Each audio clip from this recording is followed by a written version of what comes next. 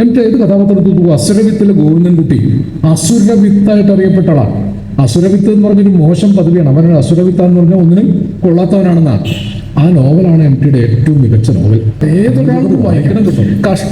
മലയാളം എഴുതി വായിക്കാൻ അറിയുന്ന ഏതൊരാൾക്കും വായിക്കാൻ കഴിയുന്നതാണ് എംടിയുടെ സാഹിത്യം എന്നതാണ് അതിൻ്റെ പ്രത്യേകത. അതൊരു ബുദ്ധിജീവി സാഹിത്യമല്ല, അതൊരു സാധാരണക്കാരൻ്റെ സാഹിത്യമാണ്.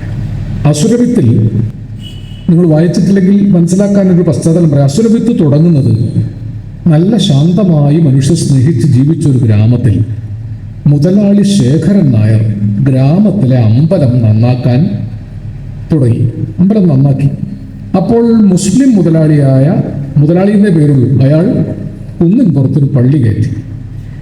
പുതിയ മുതലാളിത്തം, പുതുപ്പണക്കാർ മതത്തിൽ ഇടപെടുന്നത് ആദ്യമായിട്ട് എഴുതുന്നത് എംടിയാണ്. 60 കൊല്ലം മുമ്പാണ് അസുരവിത്ത് എഴുതിയത്. പുതുപ്പണക്കാർ മതത്തിൽ ഇടപെട്ടോട് കൂടിയിട്ടുണ്ടായത് മതത്തിന്റെ പേരിൽ അതുവരെ ഇല്ലാത്തൊരു വിഭാഗീയത ഗ്രാമത്തിലുണ്ടായി. ഇപ്പോഴും അതാണ് പ്രശ്നം. പുതിയ മുതലാളിത്തം മതങ്ങളെ കൂട്ടുപിടിച്ച് പുതിയ ലാഭങ്ങൾക്ക് ശ്രമിച്ചപ്പോഴാണ് ഇന്ത്യയിൽ അതുവരെ ഇല്ലാത്ത മതവിഭാഗീയത ഉണ്ടായത്. ലോകത്തെല്ലായിടത്തും മതത്തെ വിനാശകരമായി ഉപയോഗിക്കുന്നത് വികസിത മുതലാളിത്തവും അതിൻ്റെ യുദ്ധാസക്തിയും അതിൻ്റെ പിടിച്ചടക്കാനുള്ള വാസനയുമാണ്. ഇസ്രായേലിൽ 46 ലോകശക്തികൾ ഇടപെട്ടതിൻ്റെ ഫലമായിട്ടാണ് ഇന്ന് അവിടെ കുട്ടികൾ മരിക്കുന്നത്. നിങ്ങൾ എപ്പോഴെങ്കിലും ആലോചിക്കാറുണ്ടോ? കുട്ടികളെയും സ്ത്രീകളെയുമാണ് കൊന്നുകളയുന്നത്. സ്ത്രീകളെയും കുട്ടികളെയും കൊന്നുകളയാന്ന് പറഞ്ഞാൽ വംശഹത്യയാണ്. 2 മാസം മുമ്പ് എൻ്റെ ഫോണിൽ ഒരു ചിത്രം വന്നു, നിങ്ങളുടെ ഫോണിലും വന്നു കാണും. ആരോ ഇട്ടൊരു പോസ്റ്റാണ്, ഇംഗ്ലീഷിലാണ്. ഒരു കുട്ടി ഒരു മതിൽ ചാരി നിൽക്കുന്നു. 2.5 വയസ്സേ ഉണ്ടാവും. 2.5 വയസ്സ് എന്ന് ഞാൻ ഉറപ്പിച്ച് പറയുന്നത് എൻ്റെ പേരക്കുട്ടിയുടെ ചായയുള്ള ഒരു കുട്ടിയാണ്. അതിനടിയിൽ ആ പോസ്റ്റ് ഇട്ട് ആൾ എഴുതിയിട്ടുണ്ട്, ഹീസ് ഹംഗ്രി ആൻഡ് എലോൺ. അവൻ വിശന്നു പൊരിഞ്ഞ് ഒറ്റയ്ക്ക് നിൽക്കുക. നമ്മുടെ നാട്ടിലെ കുട്ടിയല്ല. പലസ്തീൻ യുദ്ധഭൂമിയിൽ നിന്ന് അച്ഛനമ്മമാർ നഷ്ടപ്പെട്ട് പേടിച്ചോടി ആരുടെയോ കയ്യിലകപ്പെട്ട് ആ മനുഷ്യരാരോ ഏതോ സന്നദ്ധ സേവകർ ഒരു അഭയാർത്ഥി ക്യാമ്പിൽ എത്തിച്ച 2.5 വയസ്സുകാരനാണ്. അവൻ്റെ ആരുമില്ല, അച്ഛനും അമ്മയും ഒക്കെ നഷ്ടപ്പെട്ടു പോയിരിക്കും. അവന് സ്വന്തമായിട്ട് ആരുമില്ല. പേടിച്ചരണ്ട് ഇങ്ങനെ കണ്ണ് തുറിച്ചു നിൽക്കുന്ന ഒരു കുട്ടിയാണ്. മുഖത്തൊക്കെ ചോരപ്പാടുകളാണ്. ഈ ചിത്രം കണ്ടതിൻ്റെ ഒരാഴ്ച കഴിഞ്ഞപ്പോഴാണ് ആ ഞെട്ടിക്കുന്ന വാർത്ത നമ്മൾ വായിച്ചത്. അവിടെ ഇങ്ങനെ അശരണരായി അഭയാർത്ഥി ക്യാമ്പിലെത്തിയ 1000കണക്കിന് കുട്ടികളെയാണ് ഇസ്രായേൽ ഭരണകൂടം ബോംബിട്ട് കൊന്നുകളഞ്ഞത്. നമ്മൾ വായിച്ചിട്ടുണ്ടാവും. നമ്മുടെ കുട്ടികളാരും മരിക്കാത്തതുകൊണ്ട് നമുക്ക് പ്രശ്നമൊന്നും ഉണ്ടായില്ല. പക്ഷേ ഈ കുട്ടികളെ കൊല്ലാൻ ആരാണ് അധികാരം കൊടുത്തത്? ഇത് ചോദിക്കാനാണ് എഴുത്തുകാർ ലോകത്തുണ്ടാവുക. കൂടല്ലൂരിൽ എഴുത്തുകാർക്ക് തലയിലൊക്കെ ജീവിക്കുന്ന മനുഷ്യരെക്കാൾ അനശ്വരരായി തീരും എംടി എഴുതിയ മനുഷ്യന്മാർ. അതാണല്ലോ, വ്യാസന്റെ കാലത്ത് ജീവിച്ചിരുന്ന മനുഷ്യന്മാരുടെ പേരൊന്നും നമുക്കറിയില്ല. വാത്മീകിയുടെ കാലത്ത് ജീവിച്ചിരുന്ന മനുഷ്യന്മാരുടെ പേരൊന്നും നമുക്കറിയില്ല. പക്ഷെ വാത്മീകിയും വ്യാസനും എഴുതിയ കഥാപാത്രങ്ങളുടെ പേരോർമ്മയുണ്ട്. അതാണ് എഴുത്തുകാർ ചെയ്യുന്നത്. ദൈവത്തെ വെല്ലുവിളിക്കുന്നവരാണ് എഴുത്തുകാരെന്ന് പണ്ട് പള്ളികൾ, സഭകൾ പറഞ്ഞിരുന്നു. കാരണം ദൈവം സൃഷ്ടിച്ച മനുഷ്യരെ അല്ല, എഴുത്തുകാരൻ സൃഷ്ടിച്ച മനുഷ്യരെയാണ് ആളുകൾ ഓർക്കുന്നത്. അപ്പോൾ ദൈവം സൃഷ്ടിച്ച മനുഷ്യരെക്കാൾ അമരന്മാരാണ് എഴുത്തുകാർ സൃഷ്ടിച്ച മനുഷ്യർ. ഇപ്പൊ എംടിയുടെ കഥാപാത്രങ്ങൾ, എംടി മരിച്ച എത്ര കാലം കഴിഞ്ഞാലും നിങ്ങൾ കൂടല്ലൂരിൽ പോയാൽ എംടിയെ വായിച്ച ഒരാൾക്ക് അവിടെ വേലായുധട്ടം നടക്കുന്നത് കാണാം, കാത് മുറിച്ച മീനാക്ഷി നടക്കുന്നത് കാണാം. ഇങ്ങനൊരു അത്ഭുതം മുക്കുതലക്കാർക്ക് എംടി സ്വന്തമാണല്ലോ. കാരണം 73-ൽ 1.5 മാസം എംടി ഈ പരിസരത്തുണ്ടായിരുന്നു. എംടിയുടെ പാദസ്പർശമേറ്റതാണ് ഇവിടുത്തെ ഇടവഴികൾ മുഴുവൻ. ഞാൻ വർഷങ്ങൾക്ക് ശേഷം എംടിയെ ഒരിക്കലും ഇതേ സ്ഥലത്ത് കൊണ്ടുവന്നു. അപ്പം എംടി അവിടെ ഇങ്ങനെ കൗതുകത്തോടുകൂടി ഒരു കുട്ടിയെ പോലെ മേലേക്കാവിൽ നിന്ന് വരുന്ന ഇടവഴിയുടെ അടുത്ത് കൂടെ വന്ന് ഒരു പടിപ്പുര കാണിച്ചു എന്ന് പറഞ്ഞു. ഇവിടെയാണ് നമ്മൾ പഠിക്കാത്ത പാട്ടാണ് അല്ലെ. ഇങ്ങനെ ഓരോ കാര്യങ്ങളും ഓർമ്മിച്ചു. മണം വീശും എന്നോടെ മുടിക്കെട്ടിൽ ചൂടിച്ച വിരുന്നുകാരാ, ധനുമാസം പൂക്കൈത മലർ ചൂടി വരുമ്പോൾ ഞാൻ അങ്ങയെ കീഴാവു കണ്ട് കൊതിച്ചിരിക്കും. മഞ്ഞണി പൂനിലാവ് പേരാറ്റിൻ കടവിങ്കൽ മഞ്ഞളരച്ചു വെച്ച് നീര എം ടിയുടെ പാട്ടിലാണ് നമ്മുടെ പ്രദേശം പോകുന്നത്. നിർമാല്യം എന്ന സിനിമ പുറത്തു വന്നത് അദ്ദേഹം തന്നെ 1954 എഴുതിയ പള്ളിവാളും കാൽച്ചിലമ്പും എന്ന ചെറുകഥയാണ് സിനിമയ്ക്ക് ആധാരമായത്. മികച്ച ചിത്രത്തിനുള്ള ദേശീയ സംസ്ഥാന അവാർഡുകൾ നിർമാല്യത്തിന് ലഭിച്ചു. മികച്ച നടനുള്ള ഭരത് അവാർഡ് PJ ആന്റണിയും കരസ്ഥമാക്കി. മലയാളത്തിന് ആദ്യമായി ലഭിക്കുന്ന ഭരത് അവാർഡായിരുന്നു അത്.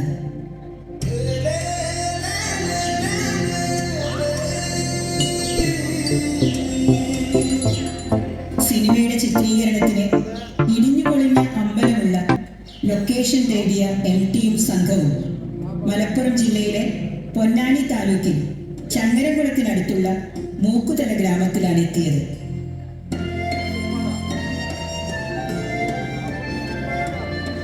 കൊട്ടാരത്തിൽ ശങ്കുണ്ണിയുടെ ഐതിഹ്യമാലയിൽ മൂക്കോല ക്ഷേത്രങ്ങളെ കുറിച്ച് പരാമർശമുണ്ട്. കീഴേക്കാവും മേലേക്കാവും കണ്ണേങ്കാവും ക്ഷേത്രങ്ങളെ ചുറ്റിപ്പോകുന്ന ഇടവഴികളും സമീപത്തുള്ള വീടുകളും തൊട്ടടുത്തുള്ള പോസ്റ്റ് ഓഫീസും സിനിമയുടെ ഭാഗമായി.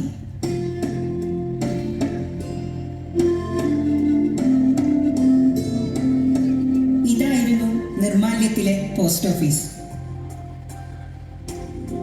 നിർമാല്യം പോസ്റ്റ് ഓഫീസ് എന്നാണ് അടുത്ത കാലം വരെ ഇത് അറിയപ്പെട്ടിരുന്നത്. Kunnathodi Velayudhan, Mundamvalappil Saithali son of Mundamvalappil Anthru, Melevalappil Chathu, MC Sahadevan, TK Kausalya, Padinjarekkattoor, KL Brahmadathan Namboothiri, Melekkavu temple, Ponnumkuzhi Kuttan, Thekkepattu Vasu. Hello friends, നമസ്കാരം. പുതിയൊരു വീഡിയോയിലേക്ക് എല്ലാ കൂട്ടുകാർക്കും സ്വാഗതം. ഞാൻ ജനാർദ്ദനൻ മൂക്കുതല.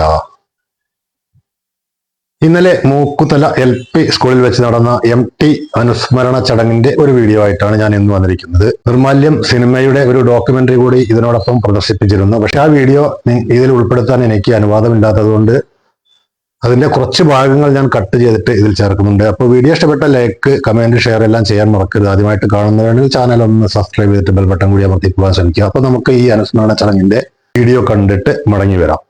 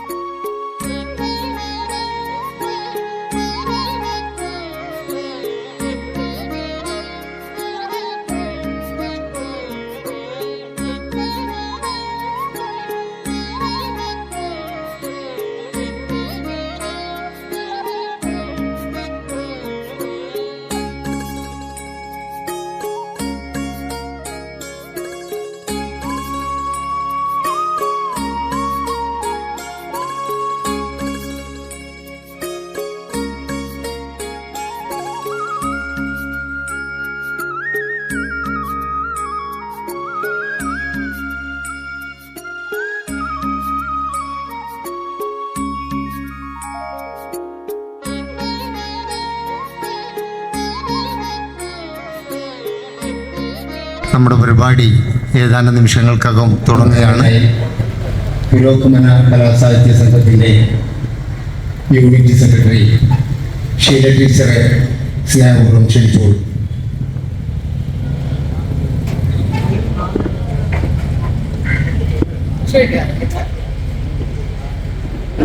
ഈ സായുധ സന്ധ്യയിലെ വളരെ മനോഹരമായിട്ടുള്ള ഒരു മുഹൂർത്തത്തിലാണ് നമ്മൾ ഇരിക്കുന്നത്. നമ്മളെ സംബന്ധിച്ച് MT എന്ന 2 വാക്ക്, 2 അക്ഷരം, ആ 2 അക്ഷരത്തിൻ്റെ മാടത്ത് തെക്കേപ്പാട്ട് വാസുദേവൻ നാരായണൻ നായർ എന്ന MT വാസുദേവൻ നായർ അദ്ദേഹം ഈ ഒരു ക്രിസ്തുമസ് ദിനത്തിൽ 2024 ക്രിസ്തുമസ് ദിനത്തിലാണ് അദ്ദേഹം നമ്മളെ വിട്ട് പോയത്. അദ്ദേഹത്തിൻ്റെ ഒരു കാര്യം പറയാൻ ഞാൻ ഇവിടെ അത്രയും ഒന്നുമല്ല, കാരണം ഒരു സന്തോഷം മാത്രമേ ഉള്ളൂ. അദ്ദേഹം ജീവിച്ചിരുന്ന കാലഘട്ടത്തിൽ എനിക്കും ജീവിക്കാൻ കഴിഞ്ഞല്ലോ എന്നുള്ള ഒരു സന്തോഷം. ആ സന്തോഷം ഞാൻ മനസ്സിലേറ്റിട്ടുകൊണ്ട് തന്നെ എൻ്റെ നിക്ഷിപ്തമായ കർത്തവ്യത്തിലേക്ക് ഞാൻ കടക്കട്ടെ. ഞാൻ പൂക്കാസയുടെ പുരോഗമന കലാസാഹിത്യ സംഘം മൂക്കുതല യൂണിറ്റിൻ്റെ സെക്രട്ടറിയാണ്. ഇവിടെ നമ്മൾ അദ്ദേഹത്തിൻ്റെ സ്മരണാർത്ഥം ആസൂത്രണം ചെയ്തതാണ്. ഈ മണ്ണിൽ, ഈ മൂക്കുതല മണ്ണിൽ അദ്ദേഹത്തെക്കുറിച്ച് കൂടുതൽ അറിയാവുന്ന ഒരുപാട് ആളുകൾ 50 വർഷങ്ങൾക്ക് മുമ്പ് ഒത്തിരി പേര് അദ്ദേഹത്തെക്കുറിച്ച് ഈ മൂക്കുതലയിലെ സിനിമ കൈകാര്യം ചെയ്തപ്പോൾ പങ്കെടുത്തവരുണ്ട്. അതുപോലെ തന്നെ അന്നത്തെ ചെറിയ കുട്ടികളായിരുന്ന അവർക്ക് ഒപ്പം കൂടെ കഴിയാനും നടക്കാനും അനുഭവങ്ങൾ പങ്കിടാനും ഒക്കെ ഒരുപാട് കഴിഞ്ഞിട്ടുണ്ട്. ആ ഒരു അർത്ഥത്തിൽ നമ്മൾ മൂക്കുതലയെ എങ്ങനെയാണ് ഈ ഒരു നിർമ്മാല്യ സിനിമ എന്നുള്ള ഒരു പുറം ലോകത്തേക്ക് മൂക്കുതലയുടെ ഗ്രാമഭംഗി ചിത്രീകരിച്ച് കാണിച്ചു കൊടുത്ത വ്യക്തിത്വമായിരുന്നു നമ്മുടെ പ്രിയപ്പെട്ട MT സിനിമാ ലോകത്തേക്ക് കടന്നു വന്നതിന് ശേഷം അതിൻ്റെ സംവിധാന നിർവഹണം ആദ്യമായി ഏറ്റെടുത്ത് നടത്തുന്ന സിനിമ, ആ സിനിമയുടെ പിറവി നമ്മുടെ മൂക്കുതലയിലായിരുന്നു. ആ ഓർമ്മകൾ, അന്നത്തെ ഓർമ്മകൾ ഉള്ള ഒട്ടനവധി ചെറുപ്പക്കാരും അതുപോലെ തന്നെ അന്നത്തെ ചെറുപ്പക്കാരും അതേപോലെ തന്നെ അന്നത്തെ കുട്ടികളായിട്ടുള്ള ആളുകളൊക്കെ തന്നെ ഇന്ന് ഈ ഒരു പരിപാടി ഇവിടെ നടത്തുന്നതിനെ കുറിച്ച് കാര്യമായി ആലോചിക്കുകയുണ്ടായി. അതിൻ്റെ അടിസ്ഥാനത്തിലാണ് ആ സിനിമ ഇന്ത്യയിലെ തന്നെ ഏറ്റവും മികച്ച ചിത്രത്തിനുള്ള അവാർഡ് ആ വർഷം വാങ്ങുകയുണ്ടായി. അതുപോലെ തന്നെ അതിലെ നായക കഥാപാത്രം ഇന്ത്യയിലെ മികച്ച നടനായി തിരഞ്ഞെടുക്കപ്പെടുകയുണ്ടായി. അപ്പോൾ നമ്മുടെ മൂക്കുതലയുമായി ഇത്രയും വളരെ ബന്ധമുള്ള പ്രിയപ്പെട്ട MTയെ അനുസ്മരിക്കാനാണ് നമ്മളിന്ന് ഇവിടെ ചേരുന്നത്. നമ്മുടെ പ്രിയപ്പെട്ട നന്ദേട്ടനാണ്. നന്ദേട്ടനെ വളരെ സ്നേഹത്തോടു കൂടി ഈ ഉദ്ഘാടന കർമ്മം നിർവഹിക്കുന്നതിന് വേണ്ടി സ്വാഗതം ചെയ്യുന്നു.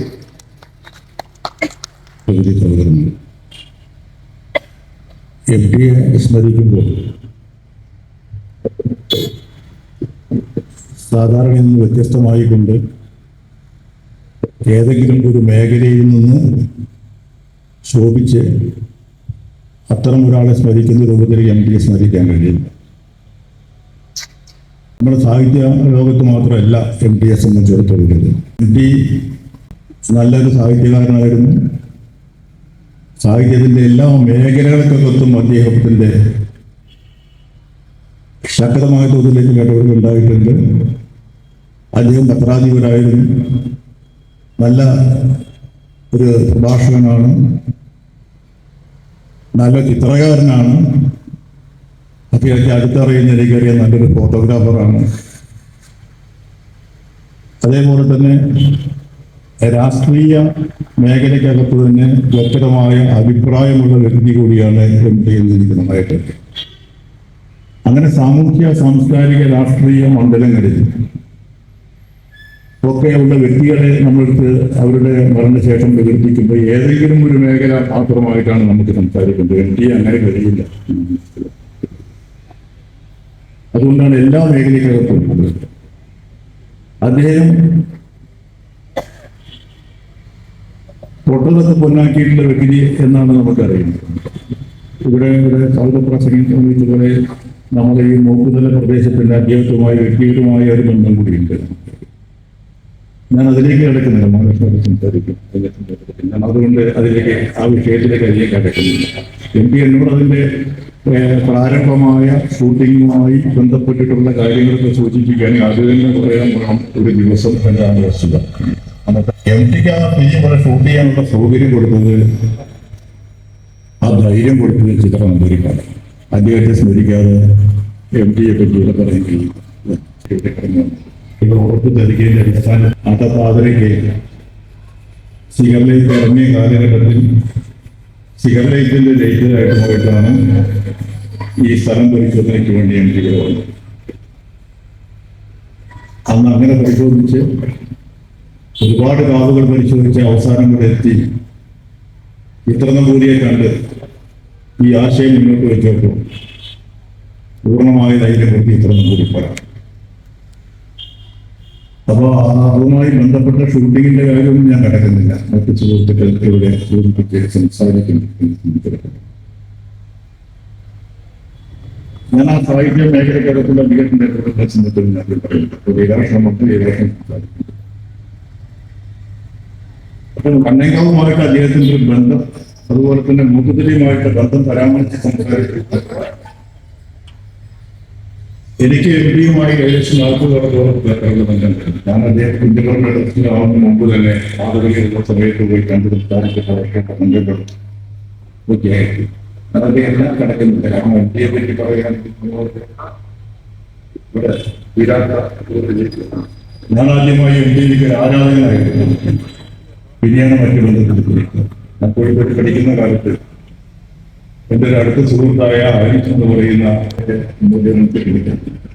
അങ്ങനത്തെ MPയെ നോക്കിക്കണ്ടുകൊണ്ട് ഒരു ആരാധനയോടെ ഞാൻ ഉപയോഗിക്കുന്നു.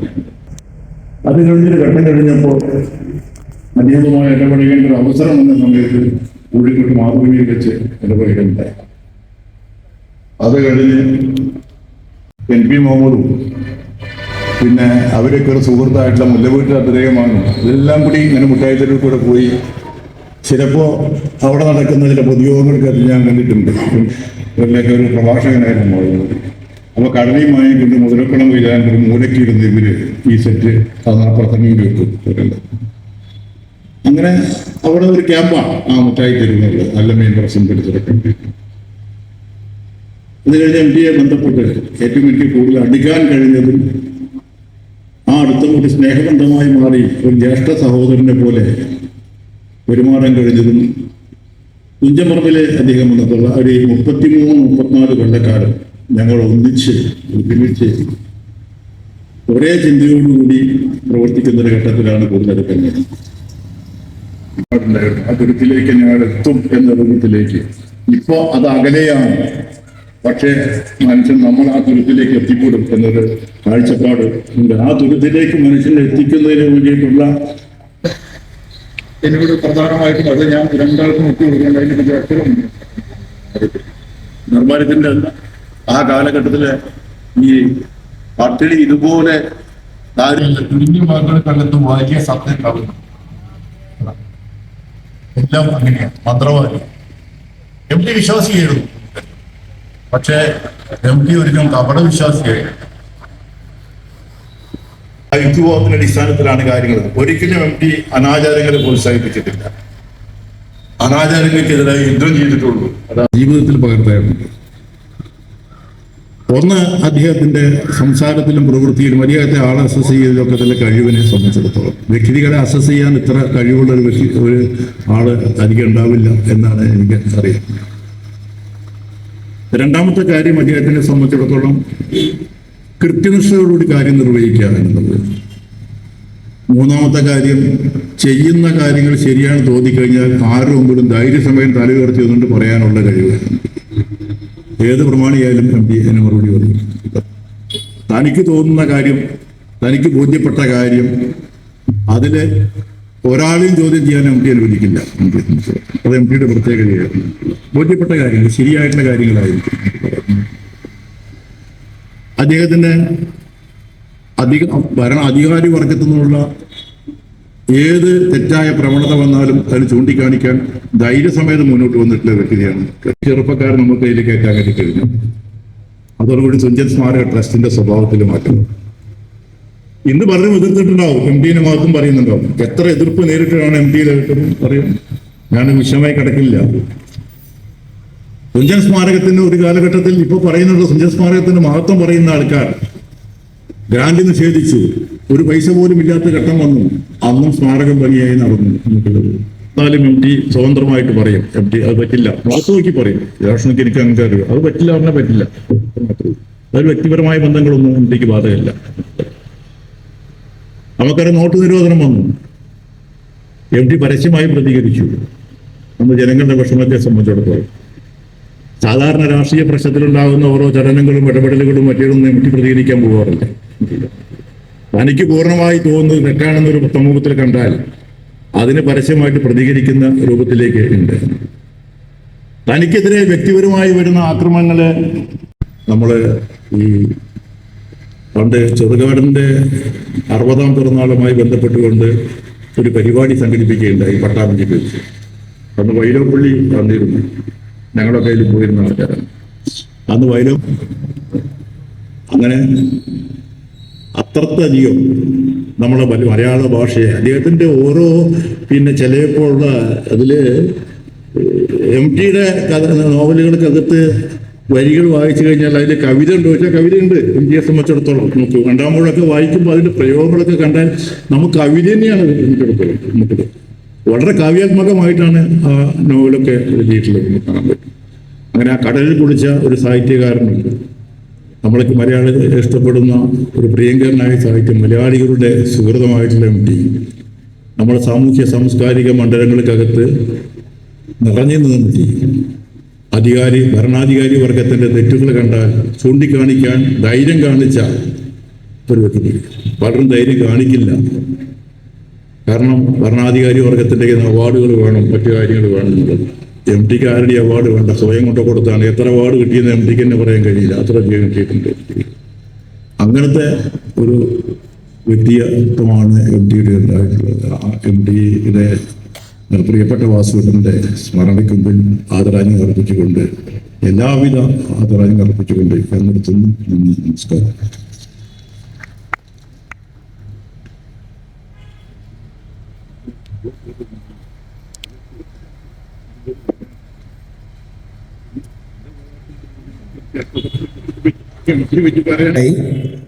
എം ടിയെ കുറിച്ച് അനുസ്മരിച്ച് മുഖ്യപ്രഭാഷണം നടത്തുന്നതിന് വേണ്ടി നമ്മുടെ ആധുനിക കേരളത്തിലെ മഹാകവിയായ നമ്മുടെ നാട്ടുകാരനായ പ്രിയപ്പെട്ട ലീലാകൃഷ്ണേട്ടനെ വളരെ സ്നേഹത്തോടു കൂടി ക്ഷണിക്കുന്നു.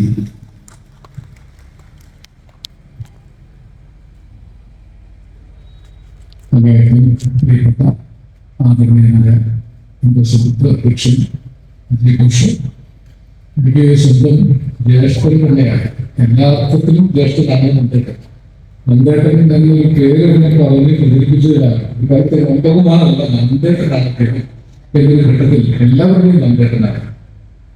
നമ്മളുടെ പ്രിയപ്പെട്ട എംഎൽഎ, പ്രിയപ്പെട്ട ആനന്ദൻ, പ്രിയപ്പെട്ട മഹേഷൻ, പ്രിയപ്പെട്ട ഷീല ടീച്ചർ, എന്റെ സഹപാഠിയും സുഹൃത്തുമായ ജയരാജൻ, സദസ്സിലുള്ള എല്ലാവരും മൂക്കുതലായതുകൊണ്ട് ഇടപെടുത്തി വീരാൻകുട്ടിയോട് ഒരുപാട് ആൾക്കാർ കൂടെ പിടിച്ചവർ കൂടെയുള്ളവരാണ്. ഓരോരുത്തരും പേരിൽ പറയാവുന്നതാണ്.